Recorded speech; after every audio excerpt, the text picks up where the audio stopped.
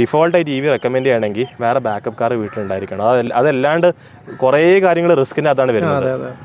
Gen 1 Tata EVസിന് issues പൊതുവെ കൂടുതലാണ്. Gen 1 അത് സിപ്ട്രോൺ ആർക്കിടെക്ചറില്ല. കാരണം അപ്പോഴാണ് ടാറ്റ EV ഉണ്ടാക്കി പഠിക്കുന്നത്. എൻ്റെ കാറിൽ അറിയാലോ 7000 കിലോമീറ്ററിലെ പവർ ഡിസ്ട്രിബ്യൂഷൻ യൂണിറ്റ് മാറ്റിയിട്ടുണ്ട്. വാറണ്ടി ആയതുകൊണ്ട് അത് ക്ലെയിം കിട്ടി. അതല്ലെങ്കിൽ 1.5 lakhs ആണ്.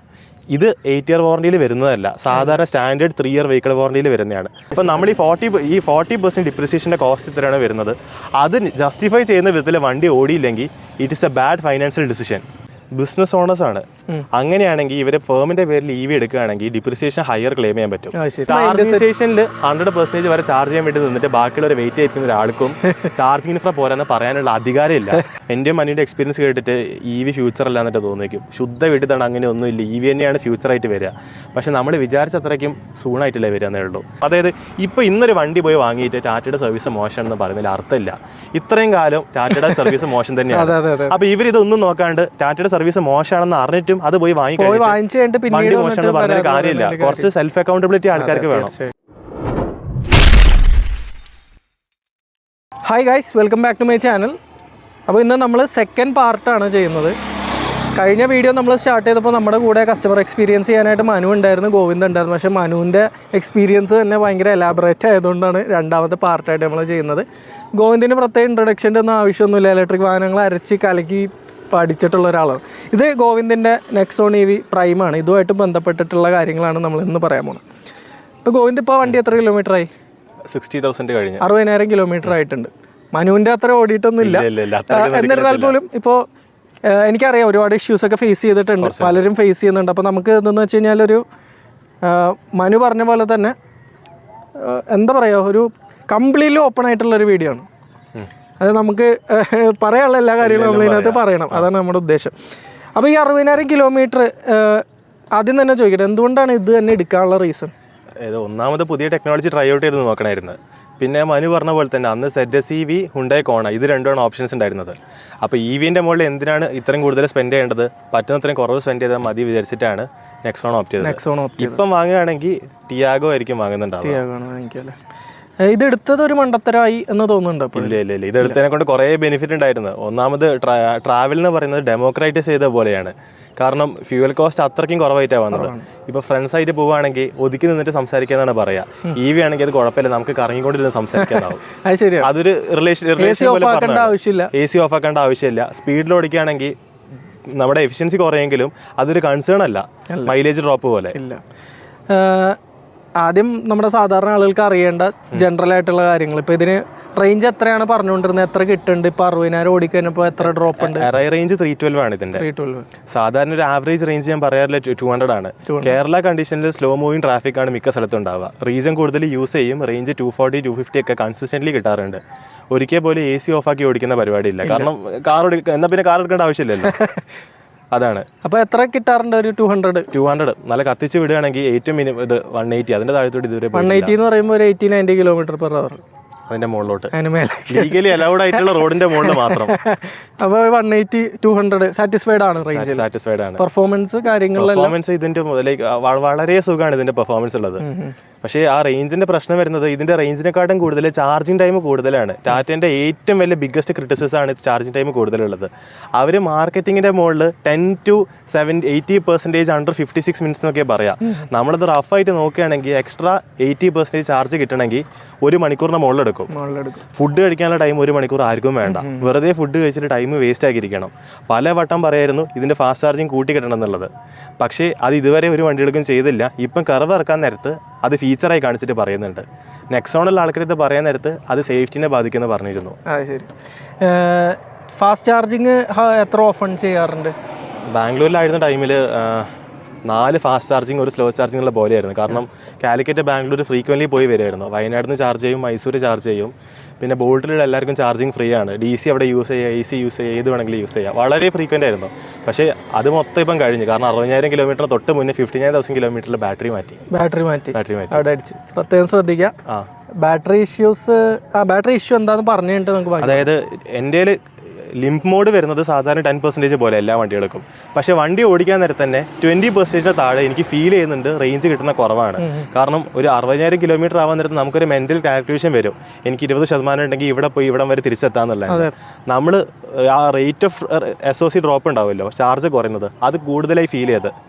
അപ്പം ടാറ്റയിൽ അത് റിപ്പോർട്ട് ചെയ്ത് അവർ 100 വരെ ചാർജ് ചെയ്യുന്ന സൈക്കിൾസ് അയക്കാൻ വേണ്ടി പറഞ്ഞു. എന്നോട് ആദ്യം സെറ്റ് കണക്ട് തരാൻ വേണ്ടി പറഞ്ഞു ആപ്പിൻ്റെത്. ഞാൻ പറഞ്ഞു ശരി, 3000 രൂപ എടുത്ത് നിങ്ങൾ റിന്യൂ ചെയ്തതാ, ഞാൻ അയച്ചു തരാമെന്ന്. അപ്പോൾ അവരൊന്നും കുഴപ്പമില്ല, നിങ്ങൾ ചാർജിങ്ങിന് ഇടുന്ന ടൈമിലും ചാർജിങ് ഫുള്ളായിട്ടും ഫോട്ടോ എടുക്കാൻ വേണ്ടിയിട്ട് അതിൽ കാണിക്കുന്നത്. ഞാൻ അവർ 3 തവണ ചെയ്യാൻ പറഞ്ഞു, 4 തവണ ചെയ്തു. അത് അയച്ചു കൊടുത്ത് അതിനുശേഷം അവരോട് ഞാൻ തന്നെ പറഞ്ഞു ബാറ്ററിയുടെ എഞ്ചിനീയർ വരുന്ന ടൈമിൽ പറയും ഞാൻ കാറ് ചാർജ് കുറച്ച് കൊണ്ടുവരാമെന്നുള്ളത്. ഇത് ശ്രദ്ധിക്കണം, ഈ ചാർജ് കുറച്ച് കൊണ്ടുവരാൻ വേണ്ടിയിട്ടുള്ള ടാസ്ക്കാണ്. കാരണം ആ ഒരു ദിവസം വണ്ടി വേറെ ഒന്നിനും ഉപയോഗിക്കാൻ പറ്റില്ല, എനിക്ക് തലേ ദിവസം രാത്രി ചാർജ് ചെയ്യാൻ പറ്റില്ല. 100% തന്നെ ഇത് 0 കൊണ്ടുവരുത്തിക്കണം. ഇടയ്ക്ക് വെച്ചൊരു ടോപ്പ് ചാർജ് ചെയ്ത് കഴിഞ്ഞാൽ കാലിബ്രേഷൻ തെറ്റും. എന്നിട്ടൊരു 10% സർവീസ് സെൻറ്ററിൽ എത്തിച്ചു. ബാറ്ററി എഞ്ചിനീയർ കണക്ട് ചെയ്ത് നോക്കാൻ നേരത്തെ തന്നെ ഒരു 2 മിനിറ്റിൽ തന്നെ പറഞ്ഞു സെല്ല് വീക്കാണ്, നമുക്ക് റീപ്ലേസ് ചെയ്യാം. വാറണ്ടി ആയതുകൊണ്ട് ഫുള്ളി കവേർഡ് ആയിരുന്നു. പിന്നെ എൻ്റെ കേസിൽ എനിക്ക് യൂസബിൾ ആയിരുന്നു കാറ്. ഓൾറെഡി ഞാൻ EV and petrol car, petrol അല്ലെങ്കിൽ ഡീസൽ ഓർ പെട്രോൾ ഹൈബ്രിഡും ഉണ്ട്, മാറി മാറി യൂസ് ചെയ്യുന്നതുകൊണ്ട് EVൻ്റെ റോൾ എന്ന് പറഞ്ഞാൽ അത്യാവശ്യം കുറഞ്ഞിട്ടുണ്ടായിരുന്നു. സിറ്റി റണ്ണ പോയിട്ട് കേരളത്തിൽ ഓടിക്കളിക്കുക, എമർജൻസി ഒന്നും ഞങ്ങൾ EV എടുത്ത് പോകുന്ന കുറച്ച് കാലമായിട്ട് നിന്നിട്ടുണ്ടായിരുന്നു. അപ്പോൾ ആ ടൈമിൽ കാറും വീട്ടിൽ സാധാ പോലെ യൂസ് ചെയ്തുകൊണ്ടിരുന്നു. ബാറ്ററി എത്തുന്ന ടൈമിൽ കാറ് കൊടുത്തയച്ച് 2 ദിവസത്തിൽ ബാറ്ററി മാറ്റി തിരിച്ചു. ബാക്കപ്പ് ആയിട്ട് വേറെ വണ്ടി ഉണ്ട് വീട്ടിൽ, അതുകൊണ്ട് വലിയ പ്രശ്നം തോന്നിയില്ല. ഏറ്റവും കൂടുതൽ സമ്മറൈസ് ആയിട്ട് പറയുകയാണെങ്കിൽ ഇപ്പോഴും ഞാൻ ഡിഫോൾട്ടായിട്ട് EV റെക്കമെൻഡ് ചെയ്യുകയാണെങ്കിൽ വേറെ ബാക്കപ്പ് കാർ വീട്ടിലുണ്ടായിരിക്കണം. അതല്ലാണ്ട് കുറേ കാര്യങ്ങൾ റിസ്കിൻ്റെ അതാണ് വരുന്നത്. അപ്പോൾ നമുക്ക് ആ റിസ്കിനെ പറ്റി കൂടുതൽ സംസാരിക്കാനുള്ള. അപ്പോൾ ഇത് ഇത്രയും നാൾ യൂസ് ചെയ്തിട്ട് ഏറ്റവും കൂടുതൽ ഇഷ്ടപ്പെട്ട കാര്യങ്ങൾ ആദ്യം പറയാം. ആദ്യം പോസിറ്റീവ് പറഞ്ഞിട്ട് നമുക്ക് പയ്യെ നെഗറ്റീവ്. ഇതിൻ്റെ പവർ കൂടുതലാണ്, പിന്നെ മെയിൻ്റനൻസ് കോസ്റ്റ് അറൗണ്ട് 40% ലോവർ എന്നുള്ളത്. അതായത് ആൾക്കാർ വിചാരിക്കുന്നത് 0 മെയിൻ്റനൻസ് ആണ്, അങ്ങനെയല്ല. 60,000 കിലോമീറ്റർ ചെയ്തപ്പം വാറണ്ടി പറയുന്ന സംഭവം മാത്രം ചെയ്തിട്ട് തന്നെ 5,600 രൂപ ആയിട്ടുണ്ട്. നെക്സോൺ പെട്രോൾ ആണെങ്കിൽ 8,000 രൂപയാണ് വരിക. അതെ, കമ്പയർഡ് ടു IC അത് ഫുൾ 40% ചീപ്പറാണ്. പിന്നെ ഇത് ഡേർട്ട് ചീപ്പ് ആയിട്ടുള്ള റണ്ണിങ് കോസ്റ്റ് വരികയാണ്. പക്ഷെ അതിൻ്റെ ഒരു പ്രശ്നം എന്ന് പറഞ്ഞു കഴിഞ്ഞാൽ ഡിപ്രിസിയേഷൻ, അത് നമുക്ക് പിന്നീട് വേറെ ആയിട്ട് വരാം, അതൊരു ഡീറ്റെയിൽ ആയിട്ട് ടോപ്പിക്കാണ്. പിന്നെ മറ്റേ ഇതാണ്, ഇതിൻ്റെ റൈഡ് ക്വാളിറ്റി അത്യാവശ്യം നല്ല കൂടുതലാണ്. അത് കൂടുതലുള്ള നെക്സോൺ ആയതുകൊണ്ട് ഞാൻ മനസ്സിലാക്കുന്നത് നെക്സോണിൻ്റെ മുകളിലെ ആൾക്കാർക്ക് ശരിക്കും പവറുള്ള മോട്ടർ വരാൻ നേരത്താണ് ഇതിൻ്റെ ഷാസി മര്യാദയ്ക്ക് യൂസ് ചെയ്യാൻ പറ്റുന്നത്. ഐസ് കൗണ്ടർ പാർട്ട് നെക്സോണിൻ്റെ വളരെ അണ്ടർ പവർഡാണ്, ഇതിലാ പ്രശ്നം വരുന്നില്ല. അങ്ങോട്ടും ഇങ്ങോട്ടല്ലേ ലോക്കൽ യൂസേജ്, കേരളത്തിൻ്റെ അകത്തുള്ള 200 കിലോമീറ്റർ യൂസേജ്, അതാണ് മെയിൻലി വരാറുള്ളത്. പിന്നെ ബാംഗ്ലൂരിൽ ബോൾട്ടിന് പോകുന്ന ടൈമിൽ ചാർജിങ് ഫ്രീ ആയതുകൊണ്ട് EV എടുക്കുകയാണ്. അതും എനിക്ക് അവിടെ ഓഫീസിൽ വണ്ടി വെക്കാനും ഒപ്പം പറ്റും. പെട്രോൾ കാറാണെങ്കിൽ വേറെ ടാസ്ക്കാണ്, അതേപോലത്തെ കാര്യങ്ങളൊക്കെ. പിന്നെ ഇതാണ് മെയിൻലി ഇത് ഇപ്പം ഞാൻ ഈ ബാറ്ററി മാറ്റിയ സംഭവം പറഞ്ഞിട്ടുണ്ടായിരുന്നെങ്കിലും ഇതിൻ്റെ SOH വാല്യൂ എന്ന് പറഞ്ഞാൽ അപ്പോഴും കാണിച്ചുകൊണ്ടിരുന്നത് 96% ആണ്. അതായത് 59,000 കിലോമീറ്ററിൽ മാറ്റുന്ന ടൈമിൽ തൊട്ട് മുന്നേ അവരുടെ ലാപ്ടോപ്പ് കണക്ട് ചെയ്ത് ഞാൻ നോക്കിയിട്ടുണ്ടായിരുന്നു, 96% കാണിച്ചുകൊണ്ടിരുന്നത്. ഡീഗ്രഡേഷൻ ഇല്ല. പക്ഷേ സെല്ല് വീക്ക് ആവുന്ന സംഭവം ഈ ആവറേജ് SOH വാല്യൂവിൽ ഡിറ്റക്റ്റ് ആവുന്നില്ല. അപ്പോൾ അതൊക്കെയാണ് ഇഷ്ടപ്പെട്ട കാര്യങ്ങൾ. ഇനി നമുക്ക് ഡാർക്ക് സൈഡിലോട്ട്. അത് ഒന്നാമത് ഇതിപ്പം ഞാൻ മനസ്സിലാക്കുന്ന നെക്സോൺ എന്ന് പറഞ്ഞു കഴിഞ്ഞാൽ ഫസ്റ്റ് ജനറേഷൻ ടാറ്റ EV ആണല്ലോ. അതെന്ന് പറഞ്ഞു കഴിഞ്ഞാൽ മാർക്കറ്റിൽ അന്ന് അവൈലബിൾ ആയിട്ടുള്ള MGയും കോണയും 2 ഇൻ്റർനാഷണൽ പ്രൊഡക്ട്സ് ആണ് ഓൾറെഡി മാർക്കറ്റിൽ ഉണ്ടായിരുന്നല്ലോ. അതൊക്കെ ഫാർ മോർ EVനെസ്സിൽ റിഫൈൻഡ് ആയിരുന്നു. അതായത് പറഞ്ഞു കഴിഞ്ഞാൽ ഇപ്പം ഈ ചാർജിങ് കണ്ണ് ലോക്ക് ആവുന്ന സംഭവം ചിലപ്പോൾ ചാർജറിൽ പോയി ചാർജ് ആവാൻ പറ്റുന്നില്ല, എന്തെങ്കിലും ക്രിട്ടിക്കലായിട്ടൊക്കെ കാണിക്കുക. മച്ച് മോർ പോളിഷ്ഡ് എക്സ്പീരിയൻസ് ആണ് വേറെ കാസിൽ വരുന്നത്. അതേപോലെ തന്നെ വാറണ്ടിയുടെ അകത്ത് കോമ്പണൻസ് എത്രമാത്രം മാറ്റുന്നുണ്ട്, അതാണ് ഒരു കാറിൻ്റെ ഓവറോൾ റിലയബിലിറ്റി കാണിക്കുന്നത്. എൻ്റെ കാറിൽ അറിയാലോ 7,000 കിലോമീറ്ററിൽ പവർ ഡിസ്ട്രിബ്യൂഷൻ യൂണിറ്റ് മാറ്റിയിട്ടുണ്ട്. വാറണ്ടി ആയതുകൊണ്ട് അത് ക്ലെയിം കിട്ടി. അതല്ലെങ്കിൽ 1.5 lakhs ആണ്. ഇത് 8 year വാറണ്ടിയിൽ വരുന്നതല്ല, സാധാരണ സ്റ്റാൻഡേർഡ് 3 year വെഹിക്കിൾ വാറണ്ടിയിൽ വരുന്നതാണ്. ഏതാണ്? Power distribution unit. നമ്മൾ ഈ മോട്ടോർ കൺട്രോൾ യൂണിറ്റ് എന്നൊക്കെ വിളിക്കുന്ന സംഭവം 1.5 ലക്ഷം. അതും അതിൻ്റെ അകത്ത് ചെറിയൊരു ഫ്യൂസ് ആയിരുന്നു പോയത്, നേരെ അതിൻ്റെ മുകളിൽ റീപ്ലേസ് അവർ ചെയ്തത്. അതും 2 ദിവസം അന്ന് സർവീസ് സെന്ററിൽ കിടന്നു. പക്ഷെ അവർ എക്സ്ട്രാ ടൈം കിടന്നെന്ന് പറഞ്ഞിട്ട് 1,500 രൂപ എനിക്ക് ഇങ്ങോട്ട് തന്നു കോമ്പൻസേഷൻ ആയിട്ട്. പിന്നെ മാറ്റിയത് ഇതിനകത്ത് ബാറ്ററി മാറ്റി, പിന്നെ ആക്ച്വേറ്റർ ഒരിക്കൽ മാത്രമേ മാറ്റിയിട്ടുണ്ടായിരുന്നുള്ളൂ. കാരണം എൻ്റെ ചളിയുള്ള സ്ഥലത്ത് കൂടെ ഒക്കെ ഓടിക്കുന്നത് വളരെ കുറവാണ്. വേറെ മാറ്റിയത് ഇതിൻ്റെ ഇൻഫോർടൈൻമെൻറ്റ് സിസ്റ്റം. അത് ടാറ്റക്കായിട്ടുള്ള ഒരു പ്രത്യേക ഒരു ബഗ് പോലത്തെ സാധനമായിരുന്നു. ഹോൺ അടിക്കാൻ നേരത്തെ ആൻഡ്രോയിഡോട്ട് കട്ടാവും. അത് റീകണക്റ്റ് ആയി വരും. പക്ഷേ പ്രശ്നമുള്ളത് അറിയാത്ത റോഡിൽ ജംഗ്ഷനിൽ നിൽക്കാൻ നേരത്തെ ഹോൺ അടിക്കാൻ നേരത്ത് ബാംഗ്ലൂരിലൊക്കെ ഓൾ ഹെൽ ബ്രേക്സ് ലൂസ് ഉള്ള പോലെയാവും, അത് റെഡിയാവില്ല. അതും ഈ വാറണ്ടി ക്ലെയിം എന്ന് പറഞ്ഞു കഴിഞ്ഞാൽ ടാറ്റയിൽ മിക്ക ടൈമിലും അതൊരു ഹാസിലാണ് നമുക്ക് ഈ ക്ലെയിം കിട്ടാൻ വേണ്ടിയിട്ട്. കോടതിയിൽ പോയി വാദിക്കുന്ന പോലെ വാദിച്ചിട്ടാണ് മിക്ക സ്ഥലത്തും നമുക്ക് ഈ ക്ലെയിം കിട്ടുന്നത്. ഇതും ഒരു ജനറിക് ആയിട്ടുള്ള ഒപ്പീനിയൻ പോലെയാണ് പറയുന്നത്. ഇപ്പം depends on the service centre പോലെയാണ് പൊതുവേ പറയാറുണ്ട് ആൾക്കാർ. താഴത്തോട്ട് പോകുന്നതനുസരിച്ചിട്ട് കേരളത്തിൽ സർവീസ് സെൻറ്ററിൻ്റെ ക്വാളിറ്റിയും കുറയുന്നുള്ളത്. പിന്നെ നമുക്കൊരു സർവീസ് സെൻ്റർ ആയിട്ട് ആപ്പ് ഉണ്ടെങ്കിൽ പെട്ടെന്ന് കാര്യങ്ങൾ സ്മൂത്തായി കിട്ടും, അങ്ങനത്തെ പറയുന്നുണ്ട്. ഇതൊന്നും ഇല്ലാണ്ട് ഒരു മാരുതിയുടെ വണ്ടി ഇത്രയും കാലം യൂസ് ചെയ്തിരുന്ന ഒരാൾ പെട്ടെന്ന് ടാറ്റയുടെ ഇവിയിലോട്ട് വന്നു കഴിഞ്ഞാൽ അവർക്ക് ഈ സർവീസിങ് സിസ്റ്റം, ടാറ്റയുടെ റിലയബിലിറ്റി അതൊക്കെ വളരെ വലിയ ബുദ്ധിമുട്ടായിട്ട് വരും. ജനറലി IC എടുത്താലും EV എടുത്താലും ഞാൻ ടാറ്റേനെ പറ്റി കേട്ടിട്ടുള്ളതെന്ന് പറഞ്ഞാൽ സർവീസ് വളരെ മോശമാണ്. അത് IC പറഞ്ഞു കഴിഞ്ഞാൽ എല്ലാവരും പറയും ടാറ്റേനെ പറ്റി പ്രത്യേകം പറയുന്നു വേണ്ട, സർവീസ് പോക്കാണെന്ന് പറയാം. അങ്ങനെയാണോ ശരിക്കും തോന്നിയിട്ടുണ്ട്? അത് എൻ്റെ കേസിൽ എനിക്ക് നല്ല സർവീസ് കിട്ടലുണ്ട്. അതിൻ്റെ മെയിൻ കാരണം ടാറ്റയുടെ സർവീസ് മോശമാണ്. സർവീസ് സെൻ്ററിലെ ആൾക്കാരായിട്ട് നല്ല ബന്ധം വെച്ച് കഴിഞ്ഞാൽ എനിക്ക് എൻ്റെ കാര്യം സ്മൂത്തായിട്ട് പോകുന്നുള്ള മനസ്സിലായി. അപ്പോൾ അതുകൊണ്ട് തന്നെ ഞാനൊരു റിലേഷൻ അതേപോലെ മെയിൻറ്റെയിൻ ചെയ്ത് പോകുന്നുണ്ട്. അതായത് ഒന്നുമില്ല, അവരുടെ അടുത്ത് വളരെ കുറച്ച് മാന്യമായിട്ട് സംസാരിക്കുക. ഇഷ്യൂ ഉണ്ടാകുന്ന കേസിലാണെങ്കിലും ഒന്ന് അവർക്ക് കുറച്ച് ലീനിയൻസ് കൊടുക്കുക. പോയി തട്ടി കയറാതെ നമ്മൾ അവരുടെ അടുത്ത് മാന്യമായി അങ്ങനെ ചെയ്യുന്ന നേരത്ത് ഫാർ ബെറ്റർ ആയിട്ട്. ഇപ്പം 60,000 കിലോമീറ്ററിന് സർവീസ് ചെയ്യാൻ വേണ്ടിയിട്ട് ഞാൻ 1.5 മണിക്കൂറേ മൊത്തം സർവീസ് സെൻ്റർ സ്പെൻഡ് ചെയ്തിട്ടുള്ളൂ. അതെന്ന് പറഞ്ഞു കഴിഞ്ഞാൽ വേറെ ഒരു വണ്ടിക്കും മേജർ സർവീസ് ആ ടൈമിൽ ചെയ്യാൻ പറ്റില്ല. പിന്നെ സർവീസ് സെൻ്ററിൽ അനാവശ്യമായിട്ട് ഒരു സെക്കൻഡ് സ്പെൻഡ് ചെയ്യാറില്ല. മറ്റേ ഫ്രീ സർവീസിന് ശേഷം ഇതുവരെ സർവീസ് സെൻ്ററിൽ നിന്ന് വണ്ടി വാഷ് ചെയ്യിപ്പിച്ചിട്ടില്ല, വീൽ അലൈൻമെന്റ് ഒന്നും ചെയ്തിട്ടില്ല. അതൊക്കെ പുറത്തുനിന്നാണ് ചെയ്യുക. അവിടെ പോവുക. ഈ വാറണ്ടി റിലേറ്റഡ് ക്ലെയിമും കാര്യങ്ങളും ഞാൻ സെപ്പറേറ്റ് ആയിട്ടാണ് ചെയ്യുക, സർവീസിന്റെ കൂടെ കൂട്ടി കുഴക്കാറില്ല. സർവീസിങ്ങിന്റെ ടൈമിൽ നേരെ സർവീസിങ് മാത്രം ചെയ്യുക, പെട്ടെന്ന് അവിടുന്ന് ബില്ലടിച്ചിട്ട് പോവുക, അത്ര മാത്രമേ ചെയ്യാറുള്ളൂ. അപ്പോൾ ഗോവിന്ദിന് നല്ല രീതിയിൽ ഡീൽ ചെയ്ത് പോകുന്ന കാരണം നല്ല രീതിയിലുള്ള സർവീസ് അവിടെ ഉണ്ട്. ഇത് ആരൊക്കെയാണ് റെക്കമെൻഡ് ചെയ്യുന്നത്? ഇപ്പോൾ ആൾക്കാരുടെ പ്രൊഫൈൽ നോക്കിയിട്ടാണ് ടാറ്റയുടെ കാറ് പറയുക. വളരെ കാമായിട്ടുള്ളൊരു ഇൻഡിവിജ്വൽ ആണ്. യാതൊരു വിധത്തിൽ ആൾക്കാരുടെ തട്ടിക്കയറാത്ത ഒരാളാണെങ്കിൽ ഇവരോട് ഞാൻ പറയും നിങ്ങൾ ടാറ്റയുടെ ഒരു സാധനം വാങ്ങേണ്ടതാണ്. Same goes with Mahindra. അവരോട് ഇപ്പം യൂസേജ് കുറവാണെങ്കിൽ ഞാൻ EV പോലും റെക്കമെൻഡ് ചെയ്യാറില്ല. കാരണം ഇതിൻ്റെ മെയിൻ കാര്യം നമ്മൾ നോക്കാൻ നേരത്ത് നമ്മൾ പെട്രോൾ ആയിട്ടുള്ള ഓട്ടത്തിൻ്റെ ഡിഫറൻസ് ആണ് നോക്കുന്നത്. എല്ലാവരും അതാ നോക്കണം. പക്ഷേ വണ്ടി വിൽക്കുന്ന ടൈമിൽ ഇതിൻ്റെ റീസെയിൽ വാല്യൂ, അതായത് ഡിപ്രിസിയേഷൻ കണക്കാക്കുന്നില്ല. ഇതൊരു മേജർ ടേണിംഗ് പോയിന്റ് ആണ്. ഞാൻ എക്സാമ്പിൾ പറയാം. ഞാൻ പറഞ്ഞല്ലോ കസിൻ പഞ്ച് വാങ്ങിയിട്ടുണ്ട്. അതിൻ്റെ മുന്നേ പഞ്ച് ആദ്യം ആക്കിയാലെന്ന് ഞാൻ ആലോചിച്ചിട്ടുണ്ടായിരുന്നു. അന്ന് നെക്സോണിൻ്റെ യൂസ്ഡ് വാല്യൂ നോക്കിയപ്പോൾ 11 ലക്ഷമായിരുന്നു പറഞ്ഞത്. കാർ അപ്പം 50,000 കിലോമീറ്റേഴ്സ് ആയിരുന്നു ഓടിയത്. 2021 മോഡൽ. സെയിം ടൈമിൽ വാങ്ങിയ ഡീസൽ നെക്സോൺ ഓട്ടോമാറ്റിക്കും അതേ റീസെയിൽ വാല്യൂലാണ് വരുന്നത്. അതായത് EV കാരണമുള്ള ബെനിഫിറ്റ് 50,000 കിലോമീറ്റർ ഓടിക്കാൻ വേണ്ടി എനിക്ക് വേസ്റ്റ് കേസിൽ 5 ലക്ഷം രൂപയാണ് ചിലവായിട്ടുള്ളത്. അതിനെക്കാട്ടും കൂടുതൽ ഹിറ്റാണ് ഡിപ്രിസിയേഷൻ എനിക്ക് വന്നത്. ഇപ്പം ഇതെന്ന് പറഞ്ഞു കഴിഞ്ഞാൽ ടാറ്റ സ്പെസിഫിക് ആയിട്ടുള്ളതല്ല. ഇപ്പം BYDയും ഇലക്ട്രിക് വാഹനങ്ങൾക്ക് ഡിപ്രിസിയേഷൻ വളരെ കൂടുതലാണ്. ബാക്കി കമ്പനികൾക്കൊക്കെ സാമ്പിൾ പൂൾ വളരെ കുറവായിരിക്കും, അതിന്റെ പ്രൊഡക്ട്സ് കുറവായതുകൊണ്ട്. ഡിപ്രിസിയേഷൻ കൂടുതലുള്ള കാരണം ഇത് ഇൻഡിവിജ്വൽ ഓണേഴ്സിന് യൂസേജ് കുറവാണെങ്കിൽ വർത്ത് ആവില്ല. കാരണം ഈ കാർ അറൌണ്ട് 40% ആണ് ഡിപ്രിസിയേറ്റ് ചെയ്യുന്നത് 3 വർഷത്തിൻ്റെ അകത്ത്. ഒരു പെട്രോൾ കാറിൻ്റെ മുകളിൽ അത്ര ഡിപ്രിസിയേഷൻ ആവില്ല. അപ്പം നമ്മൾ ഈ 40% ഡിപ്രിസിയേഷൻ്റെ കോസ്റ്റ് ഇത്രയാണ് വരുന്നത്. അത് ജസ്റ്റിഫൈ ചെയ്യുന്ന വിധത്തിൽ വണ്ടി ഓടിയില്ലെങ്കിൽ it is a bad financial decision. പിന്നെ ഇതിൻ്റെ മുകളിൽ EV കാരണം സർവീസ് സെൻറ്ററിൽ കയറി ഇറങ്ങുന്നതിൻ്റെ മുകളിൽ വേറെ ടൈം വരുന്നത്. ഇതിൻ്റെ മുകളിൽ നമ്മൾ ലോങ് പോകുന്ന നേരത്ത് ചാർജിങ്ങിൻ്റെ മുകളിൽ എക്സ്ട്രാ ടൈം സ്പെൻഡ് ചെയ്യുന്നത്. എസ്പെഷ്യലി ടാറ്റയുടെ കാർ ആകുമ്പോൾ ബാംഗ്ലൂർ പോകുന്ന നേരത്ത് മറ്റ് വണ്ടികളെ വെച്ച് നോക്കാൻ നേരത്ത് 2 hours മുകളിൽ പോകും. ഒന്നാമത് ബാംഗ്ലൂരിൽ ലീഗലി, അങ്ങോട്ട് കർണാടകയിൽ ലീഗലി അലൗഡ് ആയിട്ടുള്ള സ്പീഡ്സ് കൂടുതലാണ്, 100-110 നെക്സോൺ 8ന്റെ മുകളിൽ ഓടിക്കാൻ നേരത്ത് വളരെ ലോ റേഞ്ചാണ് കിട്ടുക.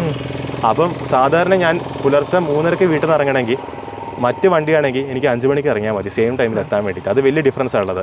അപ്പോൾ അതായത് ഒരു ഇലക്ട്രിക് വാഹനം എന്ന് പറയുമ്പോൾ നമ്മൾ ഈ പറയുന്ന ഭൂരിഭാഗം ആളുകൾ റിട്ടേൺ ഓൺ ഇൻവെസ്റ്റ്മെൻറ്റ് നോക്കണം. അതായത് തുടക്കത്തിൽ കുറച്ച് പൈസ ആയാലും പിന്നെ വലിയ കാര്യമായിട്ട് റണ്ണിങ് കോസ്റ്റ് വരില്ല. അപ്പോൾ നമ്മൾ ഈ റണ്ണിങ് കോസ്റ്റിൽ സേവ് ചെയ്ത കാര്യങ്ങളെല്ലാം ഈ പറയുന്ന പോലെ ഈ വണ്ടി കൊടുക്കാൻ നേരം നമുക്ക് ഡിപ്രീസിയേഷനായിട്ടും അതുപോലെ തന്നെ ഇപ്പോൾ പറഞ്ഞ പോലെ കംപ്ലൈൻറ്റുകൾ എന്തെങ്കിലും വരുമ്പോൾ സർവീസ് സെൻറ്ററിൽ സമയമായിട്ടും ചാർജ് ചെയ്യാനുള്ള സമയമായിട്ടൊക്കെ പോകും. അങ്ങനെയല്ലേ പറഞ്ഞു വരുന്നത്? അതെ അതെ. പിന്നെ അതിൽ വേറൊരു ക്യാച്ച് ഉള്ളത് ബിസിനസ് ഓണേഴ്സ് ആണ്. അങ്ങനെയാണെങ്കിൽ ഇവരെ ഫേമിന്റെ പേരിൽ EV എടുക്കുകയാണെങ്കിൽ ഡിപ്രിസിയേഷൻ ഹയർ ക്ലെയിം ചെയ്യാൻ പറ്റും. അത് ടാക്സിന്റെ കോഡിൽ പറയുന്ന 40% ആണ്, ചിലപ്പോൾ അത്ര കിട്ടിയെന്ന് വരില്ല. അവർക്ക് ഈ റീസെയിൽ വാല്യൂ കുറഞ്ഞു കഴിഞ്ഞാലും കുഴപ്പമില്ല. കാരണം അവർ ടാക്സ് അടയ്ക്കേണ്ട ഇൻകത്തിൽ നല്ലപോലെ ഡ്രോപ്പ് വരുന്നുണ്ട്. അവർക്ക് EV വയബിൾ ആണ്. പക്ഷേ ആ കേസിൽ നോക്കാൻ നേരത്ത് 15% വേറെ വണ്ടികൾക്ക് കിട്ടും. ഇപ്പം ഏറ്റവും ബെസ്റ്റ് ഞാൻ പറയാറുള്ളത് വാറണ്ടി പീരീഡിൻ്റെ അകത്ത് തന്നെ വണ്ടിയുടെ എൻറ്റയർ കോസ്റ്റ് നമുക്ക് ഫ്യൂൽ സേവിങ്സിന് മുകളിൽ മുതലാക്കാൻ പറ്റണം. അതല്ലെങ്കിൽ EVയിലോട്ട് നോക്കാൻ നിൽക്കണം. അങ്ങനെയാണെങ്കിൽ ഞാൻ പറയട്ടെ, അങ്ങനെയാണെങ്കിൽ ഇതൊക്കെ എടുക്കുന്നതിലും എത്ര ഭേദം ടിയാഗോ പോലെയുള്ള. അത് ടിയാഗോ ആണ് മച്ച് മോർ ബെറ്റർ ആയിട്ടുള്ളത്.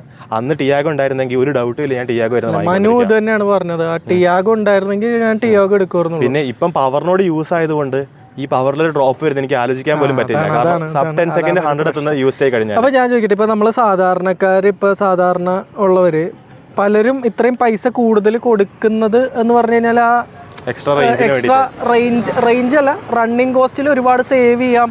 ഈ 1,60,000 കിലോമീറ്റർ ഓടിക്കഴിയുമ്പോഴത്തേക്കും നമ്മൾ പെട്രോൾ വാഹനത്തെ വെച്ച് കമ്പയർ ചെയ്യുമ്പോൾ നല്ലൊരു എമൗണ്ട് ലാഭിച്ചിട്ടുണ്ടാവും എന്നൊക്കെയുള്ള ഒരു ചിന്തയിലാണ് എല്ലാവരും വണ്ടി എടുക്കുന്നത്.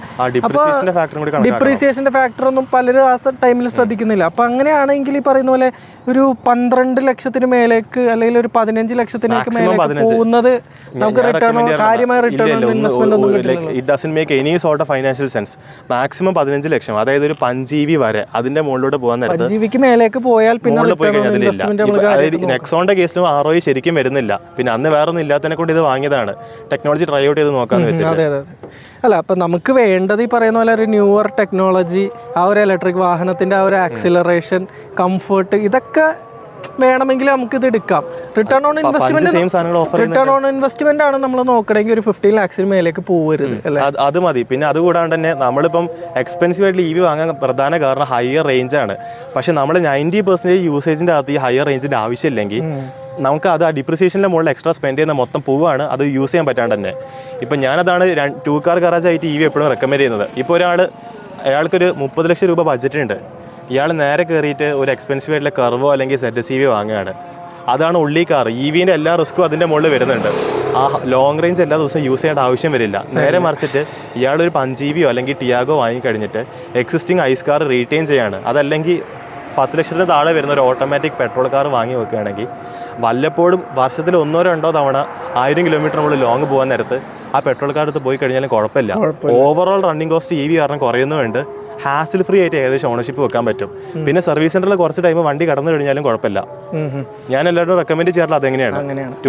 ഞാൻ ചോദിക്കട്ടെ, ഇപ്പൊ എനിക്കൊരു ഹോണ്ട ജാസ് ഉണ്ട്, 2017 മോഡൽ പെട്രോൾ. അപ്പോൾ ആ വണ്ടി ഞാൻ അങ്ങനെ എടുക്കാറില്ല. കാരണം എടുക്കാന്ന് വെച്ചാൽ അപ്പോൾ 500 രൂപയുടെ പെട്രോൾ വേണം. അപ്പോൾ 1 കിലോമീറ്റർ ഓടാൻ റഫ്ലി നമുക്കൊരു 10 രൂപ കൂട്ടാം, അല്ലെങ്കിൽ ഒരു 10 മൈലേജ് എങ്കിൽ, അല്ലെങ്കിൽ ഒരു 8 രൂപയൊക്കെ നമുക്ക് എന്തായാലും മൈലേജ് കൂട്ടാം. അപ്പോൾ ഞാൻ ഇപ്പോൾ ആലോചിച്ചുകൊണ്ടിരിക്കുന്നത് ഇത് കൊടുത്തിട്ട് ഒരു ഇലക്ട്രിക്കിലേക്ക് മാറണോ, അതായത് ഇത് കൂടാതെ സെക്കൻഡറി ആയിട്ട് ഒരു കൊമറ്റ് പോലെയുള്ള എന്തെങ്കിലും എടുക്കണോ, അതോ ഇത് തന്നെ മാറ്റിയിട്ടൊരു 5 EVയോ അങ്ങനെ വല്ലതും നോക്കണോ, അതോ ഇത് എല്ലാം ഡ്രോപ്പ് ചെയ്തിട്ട് ഈ പറയുന്ന പോലെ വല്ല സോണറ്റോ അല്ലെങ്കിൽ വെന്യോ പെട്രോള് തന്നെ എടുക്കണം എന്നുള്ള ഒരു ആലോചന. ഐദർ EV അല്ലെങ്കിൽ ഹൈബ്രിഡ് എന്ന് മാത്രമേ ഞാൻ റെക്കമെൻഡ് ചെയ്യാറുള്ളൂ. ഒള്ളി കാർ ആയിട്ട് വെക്കാൻ നേരത്തെ ഞാൻ മിക്ക ടൈമിൽ ഹൈബ്രിഡാണ് പറയാറുള്ളത്. ഒള്ളി കാർ ഒറ്റ വണ്ടി മാത്രം നമ്മൾ പ്ലാൻ ചെയ്യുന്നുള്ളെങ്കിൽ അത് ബേസിക്കലി ഹൈബ്രിഡ് ഒന്നും ഈ താഴത്തെ സെഗ്മെന്റിലോട്ട് വന്നിട്ടില്ല. പക്ഷേ ഹൈബ്രിഡ് 20-24 lakhs വരില്ലേ? മാരുതി ഇപ്പം ഫ്രോങ്സിന്റെയും സ്വിഫ്റ്റിന്റെ ഹൈബ്രിഡ് അടുത്ത വർഷം കൊണ്ടുവരാൻ നിൽക്കുന്നുണ്ട്. ബേസിക്കലി അതൊരു വേറെ ടെക്നോളജി പോലെയാണ് ആ ഹൈബ്രിഡ് വർക്ക് ചെയ്യുന്നത്. AMTF ഹൈബ്രിഡ് എന്നാണ് അവർ തന്നെ വിളിക്കുന്നത്. ഇപ്പം ഈ പറഞ്ഞ ചോദ്യത്തിന് ഇപ്പം ജാസിൻ്റെ മുകളിലൊക്കെ യൂസേജ് കുറവാണെങ്കിൽ ഇപ്പം EV വാങ്ങുന്നതിനെക്കാട്ടും 2 വർഷം കഴിഞ്ഞ് വാങ്ങിക്കഴിഞ്ഞ് EVയുടെ വില കുറയും. ഇപ്പം നിങ്ങളെന്നെ നോക്കണ്ടേ, നെക്സോൺ EV ഇറങ്ങുന്ന ടൈമിൽ 2020 18.38 ഓൺ റോഡ് വരുന്നത് ടോപ്പ് വേരിയൻറ്റിന്. ഇപ്പോഴും അത് തന്നെയാണ് വരുന്നത് സാധാരണ. പക്ഷേ പെട്രോൾ നെക്സോണിൻ്റെ പ്രൈസ് ഏകദേശം 20% മുകളിൽ കൂടിയിട്ടുണ്ട്. ബാറ്ററിയുടെ പ്രൈസ് ഹിസ്റ്റോറിക്കലി കുറഞ്ഞുകൊണ്ട് തന്നെ വരും. EV മൊത്തം 5% GSTയിലാണ്. അതായത് നിങ്ങൾ ഇന്ന് EV വാങ്ങാണ്ട് വെച്ച് കഴിഞ്ഞാൽ ഭാവിയിൽ EVയുടെ പ്രൈസ് കുറയാനേ പോകുന്നുള്ളൂ. എർജൻസി EVന്റെ മുകളിൽ വെക്കേണ്ട ആവശ്യമില്ല. യൂസേജ് കുറവുള്ള ആൾക്കാരാണെങ്കിൽ വെയിറ്റ് ചെയ്യുന്നതാണ് വെയിറ്റ് ചെയ്യുന്നതാണ് ബെറ്റർ. ഇപ്പം ഞാൻ ഒരു എക്സാമ്പിൾ പറയാം. നെക്സോണിന്റെ ഫേസ് ലിഫ്റ്റ് വന്നല്ലോ, അത് ഓൺ റോഡ് 22.5 അങ്ങനെ എന്താണ് ഉണ്ടായിരുന്നത് ടോപ്പ് വേരിയന്റിന്. കർവ് വന്നപ്പോൾ എന്തായി, അതിന്റെ ഓൺ റോഡ് പ്രൈസ് ഇപ്പം 19 lakhs ഉള്ളൂ. കുറച്ച് വെയിറ്റ് ചെയ്ത് കഴിഞ്ഞ് ഇനി വീണ്ടും കുറയും. അപ്പോൾ സിംഗിൾ ആയിട്ട് യൂസ് ചെയ്യാനാണെങ്കിൽ ഹൈബ്രിഡ് ആയിരിക്കും. അതായത് ആൾക്കാരുടെ പ്രൊഫൈൽ ഡിപ്പെൻഡ് ചെയ്തിട്ടാണ്. ഇപ്പോൾ ഫിക്സഡ് ആയിട്ട് ഒരു ഇത് ഓഫീസ് യൂസ് പോലെ മാത്രം യൂസ് ചെയ്യുന്ന ആൾക്കാരാണ്. അവർക്ക് എമർജൻസി ഡ്രൈവ് തീരെ വരുന്നില്ല. പിന്നെ അതേപോലെ തന്നെ ഇപ്പോൾ അവർക്ക് അഥവാ ഓഫീസിൽ ഫ്രീ ചാർജിങ് ഒക്കെ കിട്ടുന്നുണ്ട്. അപ്പോൾ EV എടുക്കുന്നതിന് മച്ച് മോർ ബെറ്റർ സെൻസ്. പക്ഷേ ഒരു ബിസിനസ്സിനകത്തുള്ള ഉള്ള ആളാണ്, അതായത് പ്ലാൻ ചെയ്യാണ്ട് പലതവണ എബ്രപ്റ്റ് ആയിട്ട് പെട്ടെന്ന് തന്നെ എമർജൻസി ട്രാവൽ വരുന്ന ആളാണ്. ഇവർക്ക് ഏത് EV ആണെങ്കിലും ശരിയാവില്ല. അൺപ്ലാൻഡ് ട്രിപ്സ് നിങ്ങൾക്ക് വളരെ കൂടുതലായിട്ട് റുട്ടീൻ്റെ ഭാഗത്തിൽ വരുന്നുണ്ടെങ്കിൽ EVക്ക് പകരം ഹൈബ്രിഡോ CNG എടുക്കുന്നതാണ് ഭേദമായിട്ടുള്ളത്. കാശുള്ളവർക്ക് ഇപ്പം എന്തുവേണമെങ്കിലും എടുക്കാം, അത് പോട്ടെ. നമ്മൾ സാധാരണക്കാരൻ്റെ പെർസ്പെക്റ്റീവ് എന്നാണ് നോക്കുന്നത്. അതന്നെ. ഇപ്പം ഒരു ബാങ്കിൽ ജോലി ചെയ്യുന്ന ഒരു സാധാരണക്കാരനാണ്, അവർക്ക് ബാങ്കിൽ ഫ്രീ ചാർജിങ് ഉണ്ട്. വീടും ബാങ്കും ഏകദേശം 10-15 കിലോമീറ്ററേ ഉള്ളൂ. മറ്റേ കോഴിക്കോടാണ് വീട്, എറണാകുളമാണ് ഓഫീസ്. ആഴ്ചയിൽ ഒരിക്കൽ കോഴിക്കോട് എറണാകുളം പോയി വരും. ടിയാഗോ EV എടുക്കുന്നതിന് യാതൊരു കുഴപ്പമില്ല. വല്ലപ്പോഴും ഇനി 2 തവണ സർവീസ് സെന്ററിൽ കിടക്കുകയാണെങ്കിലും ആ ടൈം ബസ്സിന് പോയാലും ഓവറോൾ കോസ്റ്റ് നല്ലപോലെ കുറവായിരിക്കും. ഇനിയിപ്പോൾ ICE എടുത്താലും നമ്മൾ ഈ പറയുന്ന പോലെ റണ്ണിങ് കോസ്റ്റ് നമുക്ക് കൂടുതലാണ് എങ്കിൽ പോലും നമ്മൾ നാളെ ഒരു ദിവസം ഈ വണ്ടി തിരിച്ചു കൊടുക്കുമ്പോൾ നമുക്ക് അത്യാവശ്യം ഡീസെന്റ് ആയിട്ടുള്ളൊരു റീസെയിൽ വാല്യൂ കിട്ടും. എസ്പെഷ്യലി മാരുതിയൊക്കെ ആണെങ്കിൽ നല്ല റീസെയിൽ വാല്യൂ. ബേസിക്കലി EV എടുക്കുന്ന ടൈമിൽ ഡിപ്രിസിയേഷൻ വളരെ കൂടുതലാണ്. റീസെയിൽ നോക്കുക തന്നെ വേണ്ട. അല്ലെങ്കിൽ ബിസിനസ് ഓണർ ആയിട്ട് നിങ്ങൾക്ക് അതിന്റെ മുകളിൽ വേറെ ബെനിഫിറ്റ് വരാണെങ്കിൽ ഇത് മാത്രമേ ഉള്ളൂ. അതല്ലാണ്ട് നോക്കണ്ട. തുടക്കം അതായത് 2020 ശരിക്കും കേരളത്തിൽ EV വാങ്ങുന്ന ആൾക്കാർക്ക് ഇതെന്താണെന്ന് കറക്റ്റ് ആയിട്ട് അറിയായിരുന്നു. ഇതൊരു പുതിയ ടെക്നോളജിയാണ്, റീസെയിൽ തീരെ ഉണ്ടാവില്ല, ഇഷ്യൂസ് ഉണ്ടാവാൻ ചാൻസ് ഉണ്ടെന്ന് അറിയാം. ഇപ്പം ബേസിക്കലി ഇന്ത്യയിലെ ബാക്കി എല്ലാ സ്ഥലത്തും EV വിൽക്കാൻ നേരത്തും ആ ഒരു മൈൻഡ് സെറ്റിലാണ് ആൾക്കാർ വാങ്ങുന്നത്. പക്ഷേ കേരളത്തിൽ മാത്രമാണ് നമ്മളിപ്പം ചാർജിങ് ഇൻഫ്ര കുറച്ച് കൂടിയതിനെ കൊണ്ട് ഇത് ആർക്ക് വേണമെങ്കിലും വാങ്ങാം, ഒരു കോമൺ മാൻസ് ടെക്നോളജി എന്നുള്ളത് പറയുന്നത്. പക്ഷേ ഇപ്പോഴും ഇതൊരു കോമൺ സെൻസ് ടെക്നോളജി ആയിട്ടില്ല. അത് ബേസിക്കലി അത് ഡേ ബൈ ഡേ ആയിക്കൊണ്ട് നിൽക്കുന്നുണ്ട്. പക്ഷേ ഇനിയും കുറച്ച് ടൈം എടുക്കും. ഇപ്പോൾ ഞാൻ ഒരു എക്സാമ്പിൾ പറയുകയാണ്. ഇപ്പോൾ മനുവിൻ്റെ കേസിൽ ഈ 1.7 ലാഖിൽ ഇഷ്യൂസ് മൊത്തം വരുന്നുണ്ടല്ലോ. ടാറ്റ ഓൾറെഡി ഈ പോളിസീസും കാര്യങ്ങളും ഇൻ പ്ലേസ് ആയി കഴിഞ്ഞാൽ ഇതിൻ്റെ മുകളിൽ ആ വിഷയം തന്നെ വരുന്നില്ല. ഇപ്പം ടാറ്റയ്ക്ക് ലാക്ക് വന്നത് സെയിൽസ് കൂടുന്നുണ്ട്. അപ്പം അവർ ആ സെയിൽസിൻ്റെ ബാൻഡ് വാഗണിൻ്റെ മുകളിൽ കയറിപ്പോയി. ആ എക്സിസ്റ്റിംഗ് കസ്റ്റമേഴ്സിനെ കുറച്ചും കൂടി അവർ കെയർ ചെയ്യണമായിരുന്നു. അത് മേജർ മിസ്സാണ്. ഇപ്പം ബേസിക്കലി ഈ EV എങ്ങനെയാണ് ആൾക്കാർ ശരിക്കും വന്നത്, സാധാരണ വണ്ടികളൊക്കെ പരസ്യം കണ്ടിട്ടോ ബ്രാൻഡിൻ്റെ മാർക്കറ്റിംഗ് ക്യാമ്പയിൻ കണ്ടിട്ടാണ്. EV കംപ്ലീറ്റ്ലി ഡിഫറെൻ്റ് ആണ്. ഇപ്പം നെക്സോൺ ഏറ്റവും കൂടുതൽ വിൽക്കാൻ കാരണം എന്താണ്? ഇത് അടിപൊളി വണ്ടി ആയതുകൊണ്ടൊന്നുമല്ല. കുറേ പേര് നെക്സോൺ വാങ്ങിക്കഴിഞ്ഞ് അപ്പോൾ എന്നാൽ പിന്നെ എല്ലാവരും നെക്സോൺ വാങ്ങിയല്ലോ, ഞാനായിട്ട് വേറെ എന്തിനാ പോയി മഹേന്ദ്രയുടെ XUV4 സെറ്റസ് വാങ്ങുന്നത്. ഇതാണ് അതായത് ബേസിക്കലി ഷീപ്പ് മെൻറ്റാലിറ്റി. ഇതാണ് ബേസിക്കലി നടക്കുന്നത്. അതായത് ടാറ്റയുടെ EV ആണല്ലോ റോഡിൽ മൊത്തം ഉള്ളത്. അഥവാ പെടുകയാണെങ്കിൽ എൻ്റെ കൂടെ വേറെ ആൾക്കാരും ഉണ്ടാവും. ഇതിനെ കൊണ്ടാണ് കൂടുതൽ ആൾക്കാർ വാങ്ങുന്നത്. പിന്നെ മറ്റേ ആ ഒരു ഇപ്പോൾ ടിയാഗോ എന്ന് പറഞ്ഞു കഴിഞ്ഞാൽ ആ ബഡ്ജറ്റിൽ ഒരു എവറിഡേ കാറായിട്ട് വേറെ ഇല്ല. കോമറ്റിൽ ഫാസ്റ്റ് ചാർജിങ് ഇല്ലാത്തതിനെ കൊണ്ട് അത് എവറിഡേ കാർ ആക്കാൻ പറ്റില്ല. പിന്നെ 2 ഡോർ ആണ്. അതിനെക്കൊണ്ട് ബേസിക്കലി കുറേ പേര് വണ്ടി തുടക്കത്തിലുള്ള ആൾക്കാർ റിസ്ക് മനസ്സിലാക്കി വണ്ടി എടുത്ത് അതിൻ്റെ മുകളിൽ കുറച്ചും കൂടി ആ റിസ്ക് കുഴപ്പമില്ലെങ്കിലും ഏകദേശം ബെറ്റർ ആവുന്നുള്ള പറഞ്ഞ ആൾക്കാർ എടുത്തു കഴിഞ്ഞു. അതിനുശേഷം ഓക്കെ ഞാൻ EV എന്നാൽ വാങ്ങിയേക്കാം, സാമ്പത്തിക ലാഭം മാത്രം നോക്കി EV വാങ്ങുന്ന ആൾക്കാരുണ്ട്. ഇപ്പം എനിക്കും അതിനൊക്കെ കുറേ കോള് വരാറുണ്ട്, കുറേ ഇഷ്യൂസും കാര്യങ്ങളൊക്കെ ആൾക്കാർ പറഞ്ഞിട്ടുള്ളത്. പലർക്കും മറ്റേ ഇതിൻ്റെ റീസെയിലും കാര്യങ്ങളും അല്ലെങ്കിൽ ടാറ്റയുടെ സർവീസ് എന്താണെന്ന് അറിയാനായിട്ട്. ഇപ്പം അതായത് ഇപ്പോൾ ഇന്നൊരു വണ്ടി പോയി വാങ്ങിയിട്ട് ടാറ്റയുടെ സർവീസ് മോശമാണെന്ന് പറയുന്നതിൽ അർത്ഥമില്ല. ഇത്രയും കാലം ടാറ്റയുടെ സർവീസ് മോശം തന്നെയാണ്. അപ്പോൾ ഇവരിതൊന്നും നോക്കാണ്ട് ടാറ്റയുടെ സർവീസ് മോശമാണെന്ന് അറിഞ്ഞിട്ടും അത് പോയി വാങ്ങിക്കഴിഞ്ഞിട്ട് വണ്ടി മോശമാണെന്ന് പറഞ്ഞൊരു കാര്യമില്ല. കുറച്ച് സെൽഫ് അക്കൗണ്ടബിലിറ്റി ആൾക്കാർക്ക് വേണം. ബേസിക്കലി എനിക്കിപ്പോൾ ടാറ്റനെ നന്നാക്കണമെന്ന് ആഗ്രഹമൊന്നുമില്ല. അവർ നന്നായി കഴിഞ്ഞാൽ നമ്മൾ ഓക്കെയാണല്ലേ. ഇപ്പൊ ഈ വണ്ടിയുടെ ബാറ്ററിക്ക് ഏകദേശം 6.25 ലക്ഷം രൂപയോളം വില വരുന്നുണ്ട്.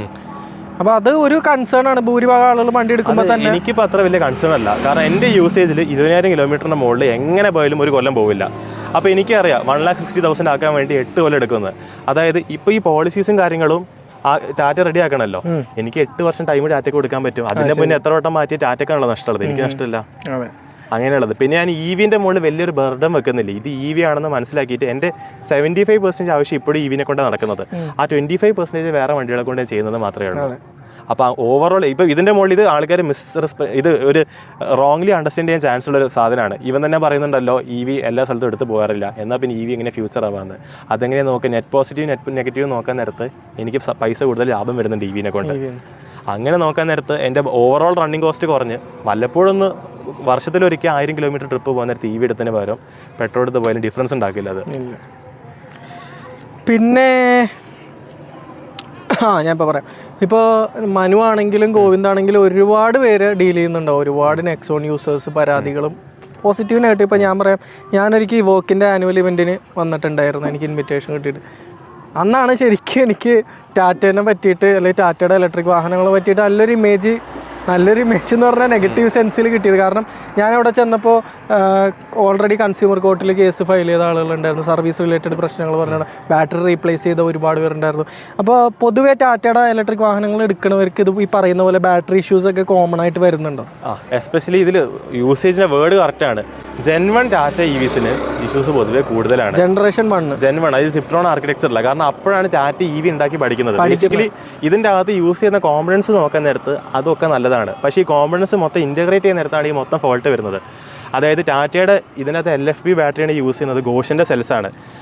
ഇഷ്ടംപോലെ കമ്പനി ലോകത്ത് ഗോഷിൻ്റെ സെൽസ് യൂസ് ചെയ്യുന്നുണ്ട്, അതിനൊന്നും കേട് വരുന്നില്ല. അപ്പം ഞാൻ മനസ്സിലാക്കുന്നത് അവരെ ഈ ബാറ്ററി മാനേജ്മെന്റ് സിസ്റ്റം അതിൻ്റെ മുകളിലാണ് ഇഷ്യൂസ് വരുന്നത്. അത് അവർക്ക് വേണമെങ്കിൽ ശരിക്കും അപ്ഡേറ്റ് വഴി പരിഹരിക്കാൻ പറ്റുന്നതാണ്. ശരിക്കും ആക്ച്വലി ഒരു കർവിൻ്റെ ലോഞ്ച് ഇവന്റിന് പോയപ്പം ടാറ്റ മോട്ടോഴ്സിലെ ഡീലർഷിപ്പ് ഒന്നും അല്ല, അവരുടെ തന്നെ സൗത്ത് ഇന്ത്യയിലെ മോസ്റ്റ് ഇമ്പോർട്ടൻറ്റ് സ്റ്റാഫ്സ് ഉണ്ടായിരുന്നു. സൗത്ത് ഇന്ത്യയുടെ ഹെഡ് മിസ്റ്റർ അനിൽ ജാങ്കിർ, പിന്നെ കേരളയിലെ സർവീസ് ഹെഡ് മിസ്റ്റർ ആൽഫ്രഡ് എന്നുള്ളത്. അപ്പോൾ ഇവരെ കയറ്റി ഒരു പെട്ടെന്നൊരു മീറ്റിങ്ങിന് ചാൻസ് കിട്ടിയിട്ടുണ്ടായിരുന്നു. അത് ഒട്ടും എക്സ്പെക്റ്റഡ് ആയിരുന്നില്ല. അപ്പോൾ അതിൽ പല കാര്യങ്ങളും സംസാരിക്കാൻ നേരത്തെ മനസ്സിലായത് ഇവർ ബേസിക്കലി പ്രശ്നങ്ങളും കാര്യങ്ങളും മനസ്സിലാക്കുന്നുണ്ട്, അത് മാറ്റാനുള്ളൊരു സ്റ്റെപ്പും ചെയ്യുന്നുണ്ട്. അവർ പറഞ്ഞ് ബാറ്ററിയുടെ ഇഷ്യൂസ് വരുന്ന അവർ മനസ്സിലാക്കുന്നുണ്ട്, ആക്ച്വേറ്ററിൻ്റെ ഇഷ്യൂസും മനസ്സിലാക്കുന്നുണ്ട്. അവരെടുത്ത് പറയുന്നുണ്ട് ഈ ആക്ച്വേറ്ററിൻ്റെ ഇഷ്യൂസ് പാൻ ഇന്ത്യ വരുന്നതല്ല, ഇത് ബേസിക്കലി മാംഗ്ലൂർ, ഗോവ, കേരള ആ ഒരു കോസ്റ്റൽ ബെൽറ്റിലാണ് ഏറ്റവും കൂടുതൽ വരുന്നത്, മഴ കൂടുതൽ ഡെൻസായിട്ട് വരുന്ന റീസണ്. ഇവർ പറഞ്ഞത് ഇവർ ഈ പ്ലാന്റിലൊക്കെ വന്നു കഴിഞ്ഞിട്ട് ഇതിൻ്റെ കാര്യങ്ങളൊക്കെ മനസ്സിലാക്കിയിട്ടുണ്ട്. ഇതിന് ഓൾറെഡി ഒരു അപ്ഡേറ്റ് ചെയ്ത് കഴിഞ്ഞിട്ട് ഇത് പ്രോപ്പർ ആയിട്ടില്ല. അപ്പം കംപ്ലീറ്റ്ലി സീൽ ചെയ്യുന്ന വിധത്തിൽ once and for all update ചെയ്യാനാണ് അവർ പറയുന്നത് വിത്തിൻ 2 month്സിൻ്റെ അകത്ത്. അതേപോലെ ബാറ്ററിയുടെ മുകളിൽ അവർ പറഞ്ഞത് ഇപ്പോൾ എനിക്കൊരു ടാറ്റയുടെ ഒഫീഷ്യലിൻ്റെ അടുത്ത് നിങ്ങളുടെ ബാറ്ററി എത്ര കേടാവുന്നത് ചോദിച്ചു കഴിഞ്ഞാൽ അത് ഇംപ്രോപ്പർ ക്വസ്റ്റ്യൻ ആണ്. അതേപോലെ തന്നെ ബാറ്ററീൻ്റെ അകത്ത് ഈ കേട് മാറ്റാൻ വേണ്ടി നിങ്ങൾ എന്താണ് ചെയ്യുന്നത് ചോദിച്ചു കഴിഞ്ഞാലും ഇംപ്രോപ്പർ ക്വസ്റ്റ്യൻ ആണ്. പക്ഷേ അവരോട് ഞാൻ ചോദിച്ചൊരു ചോദ്യം, ഇപ്പം നിലവിൽ ഒരു മാസം 30 വണ്ടിയുടെ ബാറ്ററിയാണ് കേടാവുന്നതെന്ന് വിചാരിക്കുക, പുതിയ അപ്ഡേറ്റിനെ കൊണ്ട് അത് എത്ര പെർസെൻറ്റേജാണ് കുറയ്ക്കാൻ ഉദ്ദേശിക്കുന്നത് എന്നുള്ളത് അത് അവരോട് വ്യക്തമായി ചോദിച്ചു. അവർ പറഞ്ഞു അതും അവർ ഡിസ്കസ് ചെയ്ത് പറഞ്ഞിട്ടാന്നുള്ളതാണ്. ആ ഒരു വാല്യൂ ആക്ച്വലി ഉണ്ട് ഈ അപ്ഡേറ്റിനെ കൊണ്ട്. അവർ പറയുന്നത് ഈ അപ്ഡേറ്റിനെ കൊണ്ട് മിക്ക ബാറ്ററി ഇഷ്യൂസും സോൾവ് ആവും, കസ്റ്റമേഴ്സിൻ്റെ ഈ കാര്യങ്ങളൊക്കെ ബെനിഫിറ്റ് ആവും എന്നുള്ളത്. പിന്നെ അതേപോലെ ഈ പോളിസി മേക്കിംഗ് ആർട്ടിൽ ശരിക്കും കുറച്ച് മെച്ചപ്പെടേണ്ടതുണ്ട്. ഇപ്പം നദീം ഒന്ന് ആലോചിക്കും, നദീമാണ് ടാറ്റ മോട്ടോഴ്സ് റൺ ചെയ്യുന്നത് EV ഡിവിഷൻ. അപ്പം നദീം 1 ലക്ഷം ടാറ്റയുടെ EV വിറ്റ് 50 ആൾക്കാർ പോലും ഇല്ല 1,60,000 കഴിഞ്ഞത്. ഇവർ കൊണ്ടാണ് നദീമിന് തലവേദന കിട്ടുന്നത്. അപ്പം നദീം എന്താ ചെയ്യുക, നദീം ഇപ്പം ബാക്കി കുറേ ആൾക്കാർ വണ്ടി വാങ്ങാൻ നിൽക്കുന്നുണ്ട്, ഇവരാരും ഇത്രയ്ക്കും വണ്ടി ഓടിക്കുകയില്ല. അപ്പോൾ നേരെ കൂടെ പറയാണ് എനിക്ക് ആദ്യമായിട്ട് എൻ്റെ കസ്റ്റമേഴ്സ് വന്ന് ഇത്രയ്ക്കും കിലോമീറ്റർ ഓടിച്ചത് എൻ്റെ ബ്രാൻഡിനെ പ്രൊമോട്ട് ചെയ്യുന്നതിന് തുല്യമാണ്. അപ്പോൾ ഇവരെ ഹോണർ ചെയ്തുകൊണ്ട് ഞാൻ സെറമണി നടത്തുകയാണ്, ഇവർക്ക് എക്സ്ട്രാ 1 lakh കിലോമീറ്റർ ഞാൻ ഫ്രീ ആയിട്ട് ഓഫർ ചെയ്യാമെന്ന്. അത് ടാറ്റ മോട്ടോഴ്സിൻ്റെ പോർട്ടർ ചെയ്യുന്നത് എന്തായിട്ടാണ്, അവർ EVയിലോട്ട് ആക്ച്വലി എഫേർട്ട് ഇടുന്നുണ്ട്, വാറണ്ടിക്ക് ശേഷമുള്ള ആൾക്കാരും ട്രീറ്റ് ചെയ്യുന്നുണ്ട്. ഇത് കാരണം ചിലപ്പോൾ 100-200 സെയിൽസൊക്കെ എക്സ്ട്രാ വരുന്നുണ്ടാവുക. പക്ഷേ ആപ്പാട് 10 പേർക്ക് ബാറ്ററി അഥവാ കേടായി കഴിഞ്ഞാൽ മാത്രമേ കോസ്റ്റ് ബെയർ ചെയ്യേണ്ടി വരുന്നുള്ളൂ. അങ്ങനത്തെ കുറേ കാര്യങ്ങൾ പിന്നെ ടാറ്റ ഫോക്കസ് ചെയ്യേണ്ടതുണ്ട്. പിന്നെ ഇവരുടെ മാർക്കറ്റിംഗ് ക്യാമ്പയിൻസ് നോക്കാൻ നേരത്തെ എന്താണ് ഇപ്പോഴത്തെ ഒരു യൂത്തിന് ഫോക്കസ് ആയിട്ടുള്ള മാർക്കറ്റിംഗ് ക്യാമ്പയിൻ. ഇപ്പം ഞാൻ കർവിൻ്റെ ലോഞ്ച് ഇവന്റിൽ കണ്ടാണ് പട്ടിക്കുള്ള ബ്ലാങ്കറ്റ് ഒക്കെയാണ് ലോഞ്ച് ഇവന്റിൽ കാണിക്കുന്നത്. അത് ആര് നോക്കാനാണ്, നോബഡി കെയർസ് അബൌട്ട് ഇറ്റ്. പക്ഷേ ഇപ്പം BYDക്ക് കഥ ഉണ്ട്, 1,60,000 ആണ് ബാറ്ററി വാറണ്ടി, 60,000 എക്സ്ട്രാ എടുത്തു കഴിഞ്ഞാൽ 2,50,000 ആക്കാൻ പറ്റും. അത് ഓൺലൈൻ കാണാൻ പറ്റും ആറ്റോ3ൻ്റെ വെബ്സൈറ്റിൽ. ഇപ്പം എൻ്റെ കാറിൻ്റെ മുകളിൽ എനിക്ക് യൂസേജ് കുറവാണ്, പക്ഷേ ഹൈ റണ്ണിങ്ങിൽ ഒരാളോട് പറയാണ് നിങ്ങൾ 50,000 രൂപ എക്സ്ട്രാ തന്നാൽ മതി, 1 ലക്ഷം കിലോമീറ്റർ എക്സ്ട്രാ ബാറ്ററി വാറണ്ടിക്ക് തരാമെന്ന്. അവർ ധൈര്യമായിട്ട് പൈസ കൊടുക്കും. അതേപോലത്തെ കാര്യങ്ങളൊക്കെ ടാറ്റ ശരിക്കും ഫോക്കസ് ചെയ്യണം, ഒരുപാട് ഫോക്കസ് ചെയ്യണം. പിന്നെ ഇവിടെ എന്ന് പറഞ്ഞാൽ ഇതിപ്പോൾ ടാറ്റ സ്പെസിഫിക് ആയിട്ട് പറയുന്ന നേരത്ത് ഞാനും മനും ടാറ്റ യൂസ് ചെയ്യുന്നതിനെ കൊണ്ടാണ്. മറ്റ് ബ്രാൻഡ്സിൻ്റെ ഡീവർക്ക് നമ്മൾ ശരിക്കും എടുത്ത് പറയണം. ഇപ്പോൾ MG ആൾക്കാർ നേരെ പറയാനുണ്ട് ഇങ്ങനെയാണെങ്കിൽ MG വാങ്ങാന്നുള്ളതെന്ന്. അതിൽ ശരിക്കും കുറേ പ്രശ്നങ്ങൾ കിടക്കുന്നുണ്ട്. ഒന്നാമത് ഫാർ മോർ സിഗ്നിഫിക്കൻ്റ്ലി ഹയർ ഇൻവെസ്റ്റ്മെൻറ്റാണ് കൊടുക്കുന്നത്. പിന്നെ MGയുടെ സെയിൽസ് എന്ന് പറഞ്ഞു കഴിഞ്ഞാൽ ടാറ്റയുടെ ഫ്രാക്ഷൻ പോലും വരുന്നില്ല. അതായത് ഒരു ഡീലർഷിപ്പ് തന്നെ ഒരു മാസം 100ന്റെ മുകളിൽ വണ്ടി EV വെക്കാൻ നേരത്ത് MGയുടെ ഒരു ഡീലർഷിപ്പ് 4-5 വണ്ടിയാണ് വെക്കുന്നത്.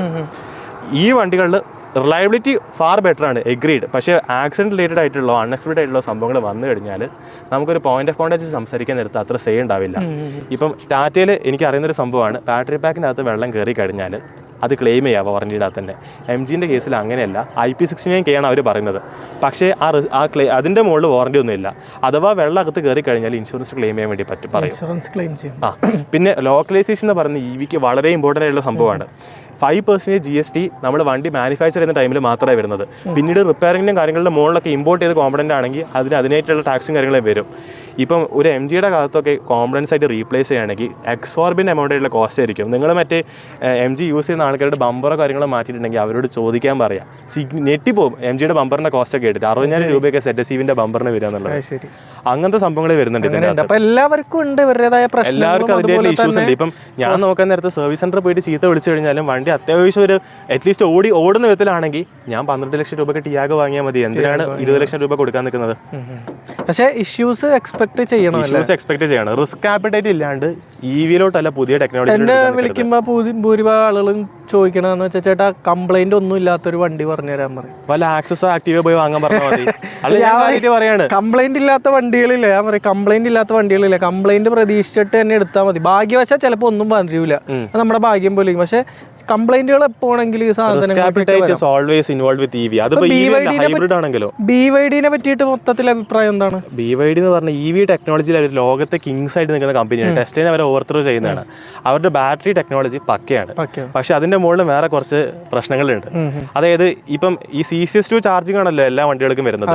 ഈ CCS2 പ്രോട്ടോകോളിന്റെ അകത്ത് എല്ലാ കാര്യങ്ങളും പറയുന്നില്ല. ഒരു സെറ്റ് ഓഫ് പാരാമീറ്റേഴ്സ് മാത്രമേ പറയുന്നുള്ളൂ. ബാക്കി വണ്ടി ഉണ്ടാക്കുന്ന ആളും ഈ ചാർജർ ഉണ്ടാക്കുന്ന ആളും അനുസരിച്ചിട്ടിരിക്കും. ഇപ്പോൾ പണ്ടൊക്കെ ടാറ്റയുടെ കേസിൽ സ്ഥിരം പറയുന്നത് ചാർജ് സ്റ്റേഷനിൽ പോയി കഴിഞ്ഞാൽ കമ്മ്യൂണിക്കേഷൻ എറർ വരുന്നുള്ളത്. പക്ഷേ ഈ വണ്ടി കുറേ ഉള്ളതുകൊണ്ട് മിക്ക ചാർജർ ഉണ്ടാക്കുന്ന കമ്പനിയും ഈ വണ്ടിയുടെ ടെസ്റ്റിംഗ് നടത്തിയിരിക്കും. പല തവണ കേൾക്കാറുണ്ട് BYD അല്ലെങ്കിൽ എക്സ്പെൻസീവ് ആയിട്ടുള്ള റയർ വണ്ടികളെ കൊണ്ട് ചാർജ് സ്റ്റേഷനിൽ പോകുന്ന നേരത്ത് എത്ര വട്ടം ശ്രമിച്ചിട്ട് ചാർജിങ് നടക്കുന്നില്ല. അതിൻ്റെ കാരണം എന്താണ്? BYD ഇൻ്റർനാഷണൽ സ്റ്റാൻഡേർഡ് പറയുന്നത് അതേപോലെ ഉണ്ടാക്കും. പക്ഷെ നമ്മൾ ഇന്ത്യയിൽ ഈ ചാർജർ ഉണ്ടാക്കുന്ന കമ്പനിക്കാർ അതായിരിക്കുമല്ലോ നോക്കുന്നത്. അവർ ചിലപ്പോൾ BYD മാസത്തിൽ 1-2 വണ്ടി ആയിരിക്കും വരുന്നുണ്ടാവുക. അവരതിൻ്റെ മുകളിൽ ടെസ്റ്റിംഗ് നടത്തുന്നുണ്ടാവില്ല. അങ്ങനെ നോക്കാൻ നേരത്ത് ഈ ചാർജിങ് കാര്യങ്ങൾ ഏറ്റവും കൂടുതൽ നടക്കാൻ സാധ്യതയുള്ള ശരിക്കും ടാറ്റേൻ്റെ മുകളിലാണ്. കാരണം ആദ്യം ചെയ്യുന്ന ടാറ്റയുടെ വണ്ടി വെച്ചിട്ടായിരിക്കും ടെസ്റ്റ് ചെയ്യുന്നുണ്ടാവും മാനുഫാക്ചറേഴ്സ്. ഇപ്പം എൻ്റെ നെയ്ബറിൻ്റെ IPSൽ ഒരിക്കൽ ചാർജിങ് സ്റ്റേഷനിൽ പോകാൻ നേരത്ത് ടാറ്റയുടെ ചാർജിങ് സ്റ്റേഷനിൽ ഞാൻ സ്ഥിരം ചാർജ് ചെയ്യുന്നതാണ്. അവിടെ കാർ ഡിറക്റ്റ് ആവുന്നില്ല. അങ്ങനെ പക്ഷേ അത് BYD-യുടെ മെയിൻ പ്രശ്നം എന്ന് പറഞ്ഞു കഴിഞ്ഞാൽ അത് ഇപ്പോഴും അതിലെ പല കോമ്പണന്റ് കംപ്ലീറ്റ്ലി ഇമ്പോർട്ടഡ് ആയിട്ടാണ്. ഇൻഡോ ചൈന റിലേഷൻസിന്റെ മുകളിൽ ഹെവിലി ഡിപെൻഡന്റ് ആണ് ഈ ബ്രാൻഡിന്റെ വയബിലിറ്റി ഉള്ളത്. BYD ടോപ്പാണ്, ഇതിന് എനിക്ക് ഇത്ര റേഞ്ച് കിട്ടുമെന്ന് പറഞ്ഞു കഴിഞ്ഞിട്ട് 30 ലക്ഷം രൂപ റിസ്ക് ആക്കി വെക്കുന്നത് വളരെ വലിയ. പിന്നെ അവര് MG-നെ പോലെ ഇന്ത്യയിലുള്ള ഏതെങ്കിലും ഒരു പാർട്ട്ണർ MG ചെയ്ത് കഴിഞ്ഞാൽ MG ഫുള്ളി ഇന്ത്യൻ ആയില്ല, ജസ്റ്റ് സബ്സിഡറി പോലെ ആക്കിയാണ്. പറയുമ്പോ JSW MG India private limited അവർ ഓണർഷിപ്പ് ഇന്ത്യയിലോട്ട് ആക്കിയെന്നുള്ളൂ. കോമ്പണൻസ് ഇപ്പോഴും അവരുടെ സോഴ്സിങ് കാര്യങ്ങളൊക്കെ അതേപോലെ തന്നെയാണ്. ലോക്കലൈസ്ഡ് ആവണം വണ്ടി.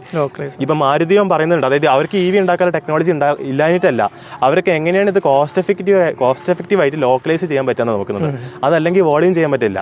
ടാറ്റയ്ക്ക് റെഡി ആയത് അതാണ്. അവർക്ക് കറക്റ്റ് ആയിട്ട് സപ്ലൈസ് ആയിട്ടുള്ള ബന്ധമുണ്ട് ഇത് ലോക്കലൈസ് ചെയ്യാനുള്ളത്. ഇനി എനിക്ക് വേണ്ട റെക്കമെൻഡേഷൻ നമ്മളൊന്നും പറയാൻ വിട്ടിട്ടില്ല എന്ന് എനിക്ക് തോന്നുന്നത്. ഇനിയൊരു 12 lakhs-ന് താഴെ വാങ്ങാൻ പറ്റുന്ന ഏറ്റവും നല്ല ഇലക്ട്രിക് വാഹനം എന്ന് വെച്ചാൽ ഇഷ്യൂസ് എല്ലാം റിസ്ക് എല്ലാം നമ്മൾ മൈൻഡിൽ വെച്ചുകൊണ്ട് ഒരു ഇലക്ട്രിക് വാഹനം തന്നെ എനിക്ക് വേണം. ടിയാഗോനൊക്കെ ഇപ്പൊ എന്റെ നിലവിൽ അറിയുന്നത് ഇപ്പൊ 60,000 രൂപ ഡിസ്കൗണ്ട് ഉണ്ട്. അതിന്റെ മിഡിൽ വേരിയന്റ് ഒക്കെ 10 ലക്ഷം രൂപയൊക്കെ വരുന്നത് ലോങ് റേഞ്ച് തന്നെ. അതല്ല കുറച്ചൊന്ന് പുഷ് ചെയ്യാൻ പറ്റുമെങ്കിൽ അത്യാവശ്യം ഫീച്ചേഴ്സ് ഒക്കെ വേണമെങ്കിൽ പഞ്ചിന്റെ ലോങ് റേഞ്ച് അതിൽ അത്യാവശ്യം നല്ല ഫീച്ചേഴ്സ് വരുന്നുണ്ട്. 270 കിലോമീറ്ററിന്റെ അടുത്ത് റേഞ്ച് കിട്ടുന്നുണ്ട് റിയൽ വേൾഡിൽ. അത് നല്ലതാണ്. കോമറ്റിനെ പറ്റിയിട്ട് വേറെ പറയാൻ വിട്ടുപോയ കാര്യം, ടാറ്റ ചെയ്യുന്നൊരു സംഭവമുണ്ട്. ടാറ്റയിൽ എല്ലാ മാനുഫാക്ചറിങ് ചെയ്യുന്നത്. മഹേന്ദ്രയാണ് ഏറ്റവും വേസ്റ്റ്. വണ്ടി വാങ്ങിക്കഴിഞ്ഞ് പുറത്തിറങ്ങുന്നതിൻ്റെ മുന്നേ അടുത്ത ഫേസ് ലിഫ്റ്റിങ് ഇറക്കുന്നത്. ഇതിൻ്റെ പ്രശ്നമുള്ളത് ഇപ്പം ഇന്നോവ ഫാദർ യൂസ് ചെയ്യുന്നുണ്ട്, പണ്ട് മുതലേ യൂസ് ചെയ്യുന്നതാണ്. ജെൻ1 ഇന്നോവ ക്രിസ്റ്റ, ഇപ്പോൾ ഹൈക്രോസ്.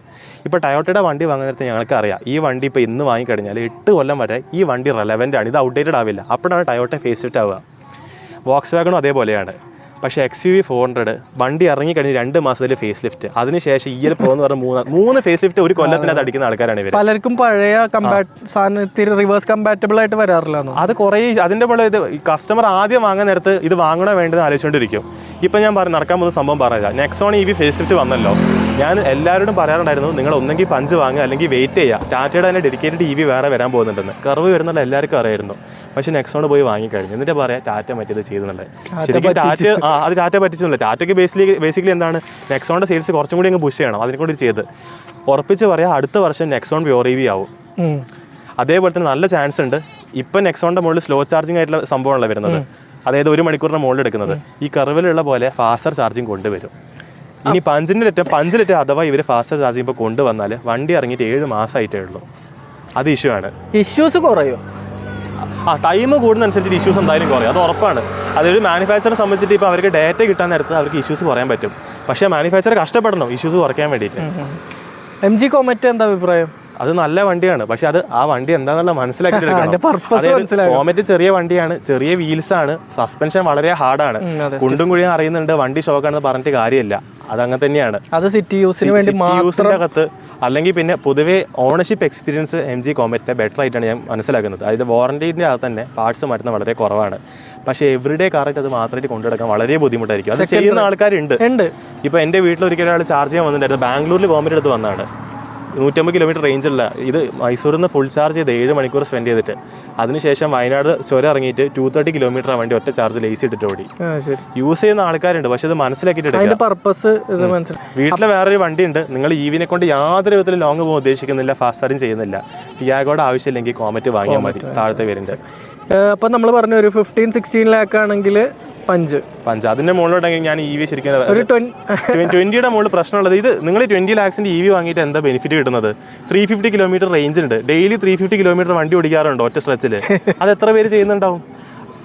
മാസത്തിലൊരിക്കൽ ലോങ് പോകുന്നുണ്ടെങ്കിൽ ഓക്കെ സമ്മതിച്ച്, പക്ഷേ ഇത് ഇന്നേ വരെ ബാംഗ്ലൂരിൽ പോകാത്ത ആള് കൊച്ചിയിൽ നിന്ന് ബാംഗ്ലൂരിലോട്ട് ചാർജിൽ പോകുമെന്ന് ചോദിക്കുന്നതിൽ അർത്ഥമില്ല. അങ്ങനെയാണ് വരുന്നത്. അങ്ങനെയാണ്. അപ്പൊ ബേസിക്കലി ഒരു 15 മേലേക്ക് നമ്മൾ റിട്ടേൺ ഓൺ ഇൻവെസ്റ്റ്മെന്റ് നോക്കണ്ട. നമ്മൾ റൈഡിംഗ് കംഫർട്ടും ആക്സലറേഷനും ഫീച്ചറുകളും കാര്യങ്ങളൊക്കെ നോക്കിയിട്ടാണെങ്കിൽ കേവിന്റെ മുകളിൽ എനിക്ക് ബാക്കിൽ കേവ് തീരെ റെഡി ആവുന്നില്ല. അതിൽ കംപ്ലീറ്റ്ലി ഫ്ലോർ ഇത് ഗ്രൗണ്ട് അപ്പ് ആയിട്ടുള്ള പൊസിഷനാണ്. ഇത് കാല് പൊങ്ങിയിട്ടാണ് വെക്കുന്നത്. പക്ഷേ നെക്സോൺ പ്രൈമിൽ ഇരിക്കുന്ന നേരത്തെ വളരെ സുഖമാണ്. കാരണം ഇത് ചെറിയ ബാറ്ററി ആയതുകൊണ്ട് ഫ്ലോർ തീരെ പൊങ്ങിയിട്ടല്ല. പെട്രോൾ നെക്സോണിന്റെ സെയിം ഫ്ലോർ ലെവലാണ് വരുന്നത്. മാക്സ് ആണെങ്കിലും പൊങ്ങിയിട്ടാണ്, ZS ആണെങ്കിലും പൊങ്ങിയിട്ടാണ്. ആ റൈഡിംഗ് കംഫർട്ട് ശരിക്കും നല്ലൊരിതാണ്. ഇപ്പോൾ എനിക്ക് കോമറ്റിൻ്റെ ഇപ്പോൾ ഉള്ളതിനെക്കാട്ടും 1 ലക്ഷം രൂപ വില കുറച്ചിട്ട് പകുതി സൈസുള്ള ബാറ്ററി ആണെങ്കിലും എനിക്കത് കുഴപ്പമില്ല. സിറ്റിയുടെ തോടാൻ വേണ്ടിയിട്ട് 100 കിലോമീറ്റർ റേഞ്ച് ആണെങ്കിലും കുഴപ്പമില്ല, സ്കൂട്ടർ പോലെ ഉപയോഗിക്കാം. അപ്പോൾ ഒരു 15-20 ലാക്സിന് മേലേക്ക് ഇൻവെസ്റ്റ് ചെയ്യേണ്ട എന്നാണ് പറയുന്നത്. 20 ലാക്സിൻ്റെ മുകളിലോട്ടൊക്കെ ഇപ്പം അഥവാ EV വാങ്ങാൻ നിൽക്കുന്നുണ്ടെങ്കിൽ എന്താണ് പേർപ്പസ് വരുന്നത് നോക്കുക. അഥവാ ഒരു ബിസിനസ് ഓണറായിട്ടാണ്, അതല്ലാണ്ട് ഇപ്പോൾ ഫ്രീ ചാർജിങ് കംപ്ലീറ്റ് ആയിട്ടും കിട്ടുന്നുണ്ട്, വലിയ വണ്ടി വാങ്ങിയിട്ടേ അടങ്ങും. കേവ് ഇപ്പം നല്ലൊരു ഓപ്ഷനെ കാണുന്നുണ്ട്, പക്ഷേ റിലയബിലിറ്റി എങ്ങനെ ഉണ്ടാവുന്നത് നമുക്ക് കണ്ടറിയേണ്ട സംഭവം. പിന്നെ ആഗ്രഹമാണെങ്കിൽ എടുത്തോട്ടല്ലേ.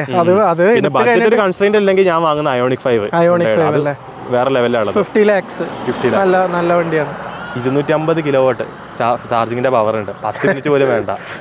അല്ല, അത് പൈസ ഉള്ളവരുടെ കേസ്, അവർക്ക് ഏത് വേണേലും വാങ്ങിക്കാലോ, അവർക്ക് അതിലൊന്നും പ്രശ്നമൊന്നുമില്ല. പിന്നെ ഇനിയിപ്പോൾ നിങ്ങൾക്ക് EV തന്നെ വേണം, എൻ്റെ ഒരു ആഗ്രഹമാണ് EV, എനിക്ക് അത് തന്നെ വേണമെന്ന് വാശിയാണെങ്കിൽ പോയി എടുത്തോളാം.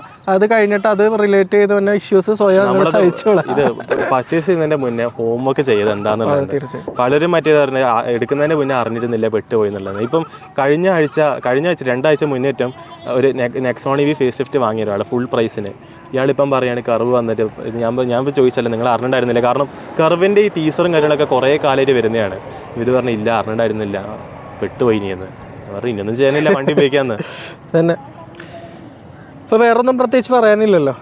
വേറെ ഒന്നും ഉണ്ടായിരുന്നില്ല. പിന്നെ ഉള്ളത് സിറ്റുവേഷൻ എന്തായാലും ബെറ്ററാണ്. ഇപ്പോൾ ഇതിൻ്റെ മുകളിൽ ആൾക്കാർ ഇപ്പം എൻ്റെയും മനുവിൻ്റെ എക്സ്പീരിയൻസ് കേട്ടിട്ട് EV ഫ്യൂച്ചർ അല്ല എന്നിട്ട് തോന്നിക്കും. ശുദ്ധ വീട്ടിലാണ്, അങ്ങനെ ഒന്നുമില്ല, EV തന്നെയാണ് ഫ്യൂച്ചറായിട്ട് വരിക. പക്ഷേ നമ്മൾ വിചാരിച്ച അത്രയ്ക്കും സൂണായിട്ടില്ല വരിക എന്നേ ഉള്ളൂ. അതായത് ഇപ്പോൾ ഹൈബ്രിഡ് എന്നൊക്കെ പറഞ്ഞ ട്രാൻസിഷൻ സ്റ്റേജ് മാത്രമാണ്. ശരിക്കും ഹൈബ്രിഡ് റീപ്ലേസ് ചെയ്യുന്ന EV-നെ അല്ല, ഐസ് വെഹിക്കിൾസിനെയാണ്. ഇപ്പം ചാർജിങ് ഇൻഫ്ര കൂടി വരുന്ന അനുസരിച്ചിട്ടും ഗവൺമെൻറ്റിൻ്റെ പോളിസി അതേപോലെ ബേസിക്കലി ഇതിൽ 3 ഘടകങ്ങളാണ്. ഒന്ന് ഗവൺമെൻറ്റിൻ്റെ പോളിസീസ്. ഇപ്പോൾ ഗവൺമെൻറ് തന്നെ പറയുകയാണ് ഇതിൻ്റെ കോമ്പണൻസും കാര്യങ്ങളും മോഡറേറ്റ്ലി റിപ്പയറബിൾ ആയിരിക്കണം, അതിന് ആവറേജ് ആയിട്ടുള്ള പ്രൈസസ് ആയിരിക്കണം, എക്സോർബിൻ്റ് എമൗണ്ട് പാടില്ല. അതായത് ഔട്ട് ഓഫ് വാറൻറ്റി വ്യക്തമായിട്ടുള്ള പോളിസി വേണമെന്ന് ഗവൺമെൻറ് ഫോഴ്സ് ചെയ്യണമെങ്കിൽ ഈ കമ്പനി മൊത്തം നേരവണ്ണം ചെയ്യും. ഇപ്പോൾ ടാറ്റയെ സംബന്ധിച്ചിട്ട് ഇതിന് ഔട്ട് ഓഫ് വാറൻറ്റി പോളിസി വെക്കാൻ യാതൊരു ബുദ്ധിമുട്ടും ഇല്ല. ഇതിൻ്റെ ഇപ്പോൾ പവർ ഡിസ്ട്രിബ്യൂഷൻ യൂണിറ്റ് വാങ്ങുന്ന ആക്ടി എന്ന് പറഞ്ഞ കമ്പനി എന്നാണ് വിചാരിക്കുക. ആക്ടിൻ്റെ അടുത്ത് കോൺട്രാക്ട് വെക്കുക, വാറൻറ്റിക്ക് ശേഷം ഇതിലെ ഓരോരോ പാർട്സിന് ഇത്രയാണ് പ്രൈസ്, ഈ പ്രൈസ് നിങ്ങൾക്ക് റീപ്ലേസ് ചെയ്യാൻ പറ്റണം എന്നുള്ളതാണ്. സിമ്പിൾ, പ്രശ്നം കഴിഞ്ഞ്. ഇതേപോലെ എല്ലാ കോമ്പണൻറ്റിൻ്റെ മുകളിൽ ചെയ്താൽ മതി. പക്ഷേ ഇപ്പം ചെയ്തിരിക്കുന്ന മൊബൈൽ ഫോൺ പോലെയാണ്, വാറൻറ്റിക്ക് ശേഷം എന്ത് എന്നുള്ള പോലെ. അതാണ് മേജർ പ്രോബ്ലം വരുന്നത്. പിന്നെ പോളിസി മേക്കേഴ്സ് ഇപ്പം എസ്പെഷ്യലി ഇവിടെ KCB ആണ് വരുന്നത്.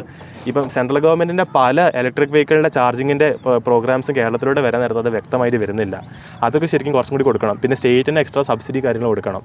പോളിസി മേക്കേഴ്സ് ഇതിൻ്റെ മുകളിൽ വ്യക്തമായിട്ട് ശരിക്കും പുഷ് ചെയ്യണം. മാനുഫാക്ചേഴ്സിന് ശരിക്കും എങ്ങനെയാണ് ഇത് ലോങ് ടേം വയബിലിറ്റി നോക്കുക എന്നുള്ളത് നോക്കണം, ഷോർട്ട് ടേം സെയിൽസിനെക്കാട്ടും കൂടുതൽ. അങ്ങനെയാണ് ശരിക്കും മൊത്തത്തിൽ നോക്കാൻ പറ്റുന്നത്. ഇപ്പം നമ്മൾ വിചാരിക്കുന്ന പൊല്യൂഷൻ കുറയ്ക്കാൻ വേണ്ടിയിട്ടാണ് ഗവൺമെൻറ് EV പുഷ് ചെയ്യുന്നത്, അതല്ല ശരിക്കുള്ള കാര്യം. ഇതെന്ന് പറഞ്ഞു കഴിഞ്ഞാൽ ബേസിക്കലി ടെക്നോളജീൻ്റെ മുകളിൽ റേസാണ്. അതായത് പണ്ട് കാലങ്ങളിൽ അമേരിക്കയും റഷ്യയും സ്പേസ് റേസ് നടന്നിട്ടുണ്ടായിരുന്നല്ലോ, ആരാണ് മൂന്നിൽ ആദ്യം ആളെത്തിക്കാൻ പോകുന്നത്. അതേപോലെ EV ടെക്നോളജി ആരാ ലീഡ് ചെയ്യുന്നതെന്നുള്ളത്. ഇത് ഇന്ത്യയിലെ ഏറ്റവും കൂടുതൽ സ്കോപ്പ് ഉള്ളത് സെക്കൻഡ് ബിഗ്ഗസ്റ്റ് ഓട്ടോ മാർക്കറ്റാണ് ഇന്ത്യ.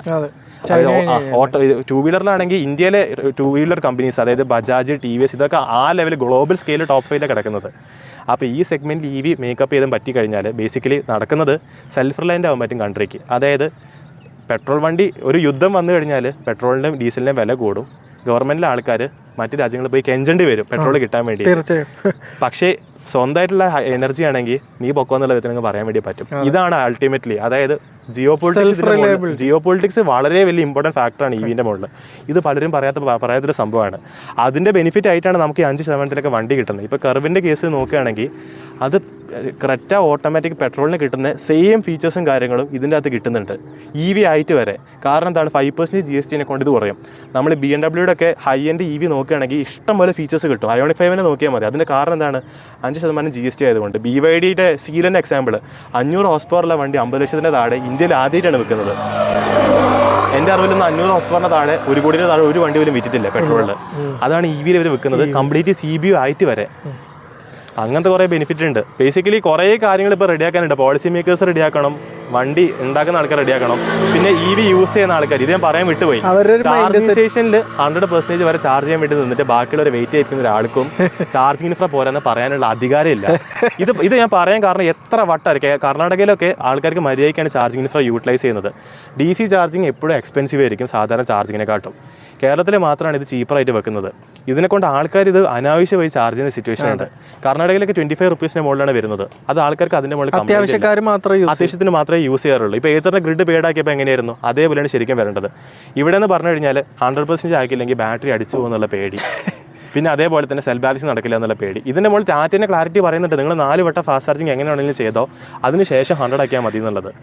ഇപ്പം എറണാകുളത്ത് ഒരാൾ വന്നിട്ട് ഇവിടെ അനാവശ്യമായിട്ട് DCൻ്റെ മുകളിൽ ടൈം സ്പെൻഡ് ചെയ്ത് 100 ആക്കുകയാണെങ്കിൽ, ഞാനിപ്പം എറണാകുളം പാസ് ചെയ്ത് കോഴിക്കോട് നിന്ന് ട്രിവാൻഡ്രം പോകുകയാണെങ്കിൽ എനിക്കാണ് അവിടെ ചാർജ് ചെയ്യാൻ പറ്റാത്തത്. ഞാനിതേപോലെ 100 ആക്കാൻ നിന്ന് കഴിഞ്ഞാൽ ബാക്കിലുള്ള ആൾക്കാണ് പറ്റാത്തത്. അപ്പം മര്യാദയ്ക്ക് ചാർജിങ് എറ്റിക്കേറ്റ് നോക്കാത്ത ഒരാളാണെങ്കിൽ you are the problem. EV charging ഇവിടെ മര്യാദയ്ക്ക് ഗ്രോ ചെയ്തതിന്. അതായത് ശരിക്കും ഇതിൻ്റെ സിറ്റുവേഷൻ ഓസ്ട്രേലിയയിലൊക്കെ നടന്നത് 1-2 സിംഗിൾ കൺ ചാർജേഴ്സാണ് ഉണ്ടാകുന്നത്. ആൾക്കാർക്ക് മര്യാദയ്ക്കുള്ള ചാർജിങ് എറ്റിക്കേറ്റും ഇല്ല. ലോങ് പോകാൻ നേരത്ത് വലിയ ലോങ് ക്യൂ ചാർജിങ് സ്റ്റേഷനിലായിട്ട് EV വയബിൾ അല്ലാത്തൊരു ഓപ്ഷനായി കഴിഞ്ഞ്. അങ്ങനെ ഈ മാർക്കറ്റ് ഡൗൺ ആവാനുള്ള പല കാരണങ്ങളും ഉണ്ട്. അപ്പം നമ്മൾ EV വാങ്ങിയ ആൾക്കാർ ആ കാരണം ആവാണ്ട് നിൽക്കുക. ചാർജിങ് വേണ്ട ആൾക്കാർക്ക് ഒഴിഞ്ഞു കൊടുക്കുക, മാത്രം DC ചാർജിങ് ചെയ്യുക. ഹോം ചാർജിങ് ആണ് ഏറ്റവും കൂടുതൽ ചെയ്യേണ്ടത്. ഇപ്പം നിങ്ങൾക്ക് വളരെ ഫ്രീക്വൻ്റ് DC ചെയ്യുന്നതാണെങ്കിൽ you bought the wrong car. നിങ്ങൾ കൂടുതൽ റേഞ്ചുള്ള വണ്ടിയായിരുന്നു വാങ്ങേണ്ടത്. പിന്നെ ഞാനിപ്പം എറണാകുളം വന്നതിന് 7 മണിക്കൂർ സ്പെൻഡ് ചെയ്തിട്ടുണ്ടെങ്കിൽ ഇവിടെ ഞാൻ AC ചാർജിങ് ആണ് ചെയ്യേണ്ടത്. അല്ലാണ്ട് പോകുന്ന വഴിക്ക് DC ചാർജർ ഹോഗയല്ല ചെയ്യുന്നത്. അങ്ങനെ കുറേ കാര്യങ്ങൾ ശരിക്കും ചെയ്തിട്ട് ഇപ്പം ബേസിക്കലി ആൾക്കാർ ചാർജിങ് ടിക്കറ്റ് റെഡി ആയി കഴിഞ്ഞാൽ തന്നെ ഇപ്പം നടക്കുന്ന 50% ചാർജിങ് നിൽക്കും DC ചാർജറിൻ്റെ മുകളിൽ. അതായത് 50 കൂടുതൽ ഇരട്ടി ആൾക്കാർക്ക് DC ചാർജർ ഫ്രീ ആയിട്ട് യൂസ് ചെയ്യാൻ വേണ്ടി പറ്റും. അങ്ങനത്തെ കാര്യങ്ങളൊക്കെ റെഡിയാക്കാനാണ് ഒരുപാട് കാര്യങ്ങളുണ്ട്. അപ്പോൾ നമുക്ക് പയ്യെ വീഡിയോ വൈൻഡപ്പ് ചെയ്യാം. അത്യാവശ്യം നല്ല ലെങ്തി ഉണ്ട്, പക്ഷെ ഒരുപാട് യൂസ്ഫുൾ ആയിട്ടുള്ള കാര്യങ്ങൾ നമ്മൾ ഡിസ്കസ് ചെയ്തിട്ടുണ്ട്. പച്ചക്ക് പറഞ്ഞ കുറേ കാര്യങ്ങൾ. അപ്പോൾ ചുരുക്കി പറഞ്ഞപ്പോൾ നമ്മൾ ടാറ്റേനെ പറ്റി സംസാരിച്ചു. സർവീസ് റിലേറ്റഡ് ഇഷ്യൂസ് പലയിടത്തും ഉണ്ട്, കംപ്ലൈൻറ്റുകൾ പലതും വരുന്നുണ്ട്. കംപ്ലൈൻറ്റ് ഇല്ലാതെ കൊണ്ടെടുക്കുന്ന ആളുകളൊക്കെ ഉണ്ട്. EV നോക്കുന്നത് ഞാനിപ്പോഴും ടാറ്റ തന്നെയാണ് പറയാം. കാരണം ഇത് ഇപ്പോൾ ഞാനൊരു ആളോട് മഹേന്ദ്രയുടെ വണ്ടി പറഞ്ഞു, ഇതിൻ്റെ മുകളിൽ എന്തെങ്കിലും ആയിക്കഴിഞ്ഞാൽ പോളിസീസ് കാര്യങ്ങളൊന്നും ആവുന്നില്ല. അവർ റിസ്ക്കിലാണ്. 12 ലക്ഷം രൂപ റിസ്ക്കിലാവുന്നതാണ് ബെറ്റർ 20 ലക്ഷം രൂപ റിസ്ക്കിലാവുന്നതിനെക്കാട്ടും. ഞാനിപ്പോഴും മിക്ക സൈഡിലും ആൾക്കാർ റിസ്ക്കും കാര്യങ്ങളും മൊത്തം അനലൈസ് ചെയ്ത് വരാൻ നേരത്ത് അൾട്ടിമേറ്റ്ലി ടാറ്റ തന്നെയാണ് വരാറ്. ടാറ്റ തന്നെയാണ് പറയാറ്. എന്തായാലും ഒരുപാട് കാര്യങ്ങൾ ടാറ്റ ഇമ്പ്രൂവ് ചെയ്യാനുണ്ട്. അതിപ്പോൾ വെഹിക്കിളിലെ റിലയബിലിറ്റി റിലേറ്റഡ് ആണെങ്കിലും പോളിസീസ് ആണെങ്കിലും ഒക്കെ ഒരുപാട് ചെയ്യാനുണ്ട്. അതെല്ലാം അവർ ഭാവിയിൽ ചെയ്യും എന്ന് നമുക്ക് പ്രതീക്ഷിക്കാം, അതൊക്കെ ഒരു ഫീഡ്ബാക്ക് എടുത്തതിന് ശേഷം.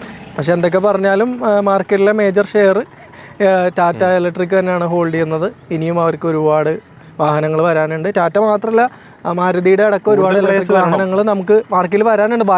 വന്നാലാണ് ഇവരൊക്കെ കൂടുതൽ. ഇത് ബേസിക്കലി മോണോപ്പൊളിയാണ് ഇപ്പം. അതെ, മറ്റ് മാരുതി വന്നിട്ട് റിലയബിൾ EV ആക്കാൻ നേരത്തെ ടാറ്റ അവരുടെ കാര്യങ്ങൾ അപ്പോഴാണ് അവരത് ഇമ്പ്രൂവ് കാര്യങ്ങൾ ചെയ്യുക. അപ്പോൾ ഈ വീഡിയോ ഒരുപാട് പേർക്ക് യൂസ്ഫുൾ ആയി കാണും. ഇത് കണ്ടതിന് ശേഷം നിങ്ങളൊരു ടാറ്റയുടെ വണ്ടി എടുക്കണോ അതോ ഇൻഫാക്ട് ഒരു EV എടുക്കണോ എന്നുള്ളൊരു കാര്യം വൈസായിട്ട് ഡിസൈഡ് ചെയ്യും എന്ന് പ്രതീക്ഷിക്കുന്നു. ഞാനും പറയുകയാണ്, നമ്മൾ റിട്ടേൺ ഓൺ ഇൻവെസ്റ്റ്മെൻറ്റ് നോക്കിയിട്ടാണെങ്കിൽ ഒരു സാധാരണക്കാരൻ എന്നുള്ള രീതിയിൽ ഒരു 15 ലക്ഷത്തിന് മേലേക്കുള്ള EVസിലേക്ക് ഇൻവെസ്റ്റ് ചെയ്യാതിരിക്കുക. കാരണം ഡിപ്രീസിയേഷൻ വളരെ കൂടുതലാണ്. അപ്പോൾ ഇത്രയൊക്കെ പറഞ്ഞുകൊണ്ട് ഇന്നത്തെ വീഡിയോ വൈൻഡപ്പ് ചെയ്യാണ്. ബൈ.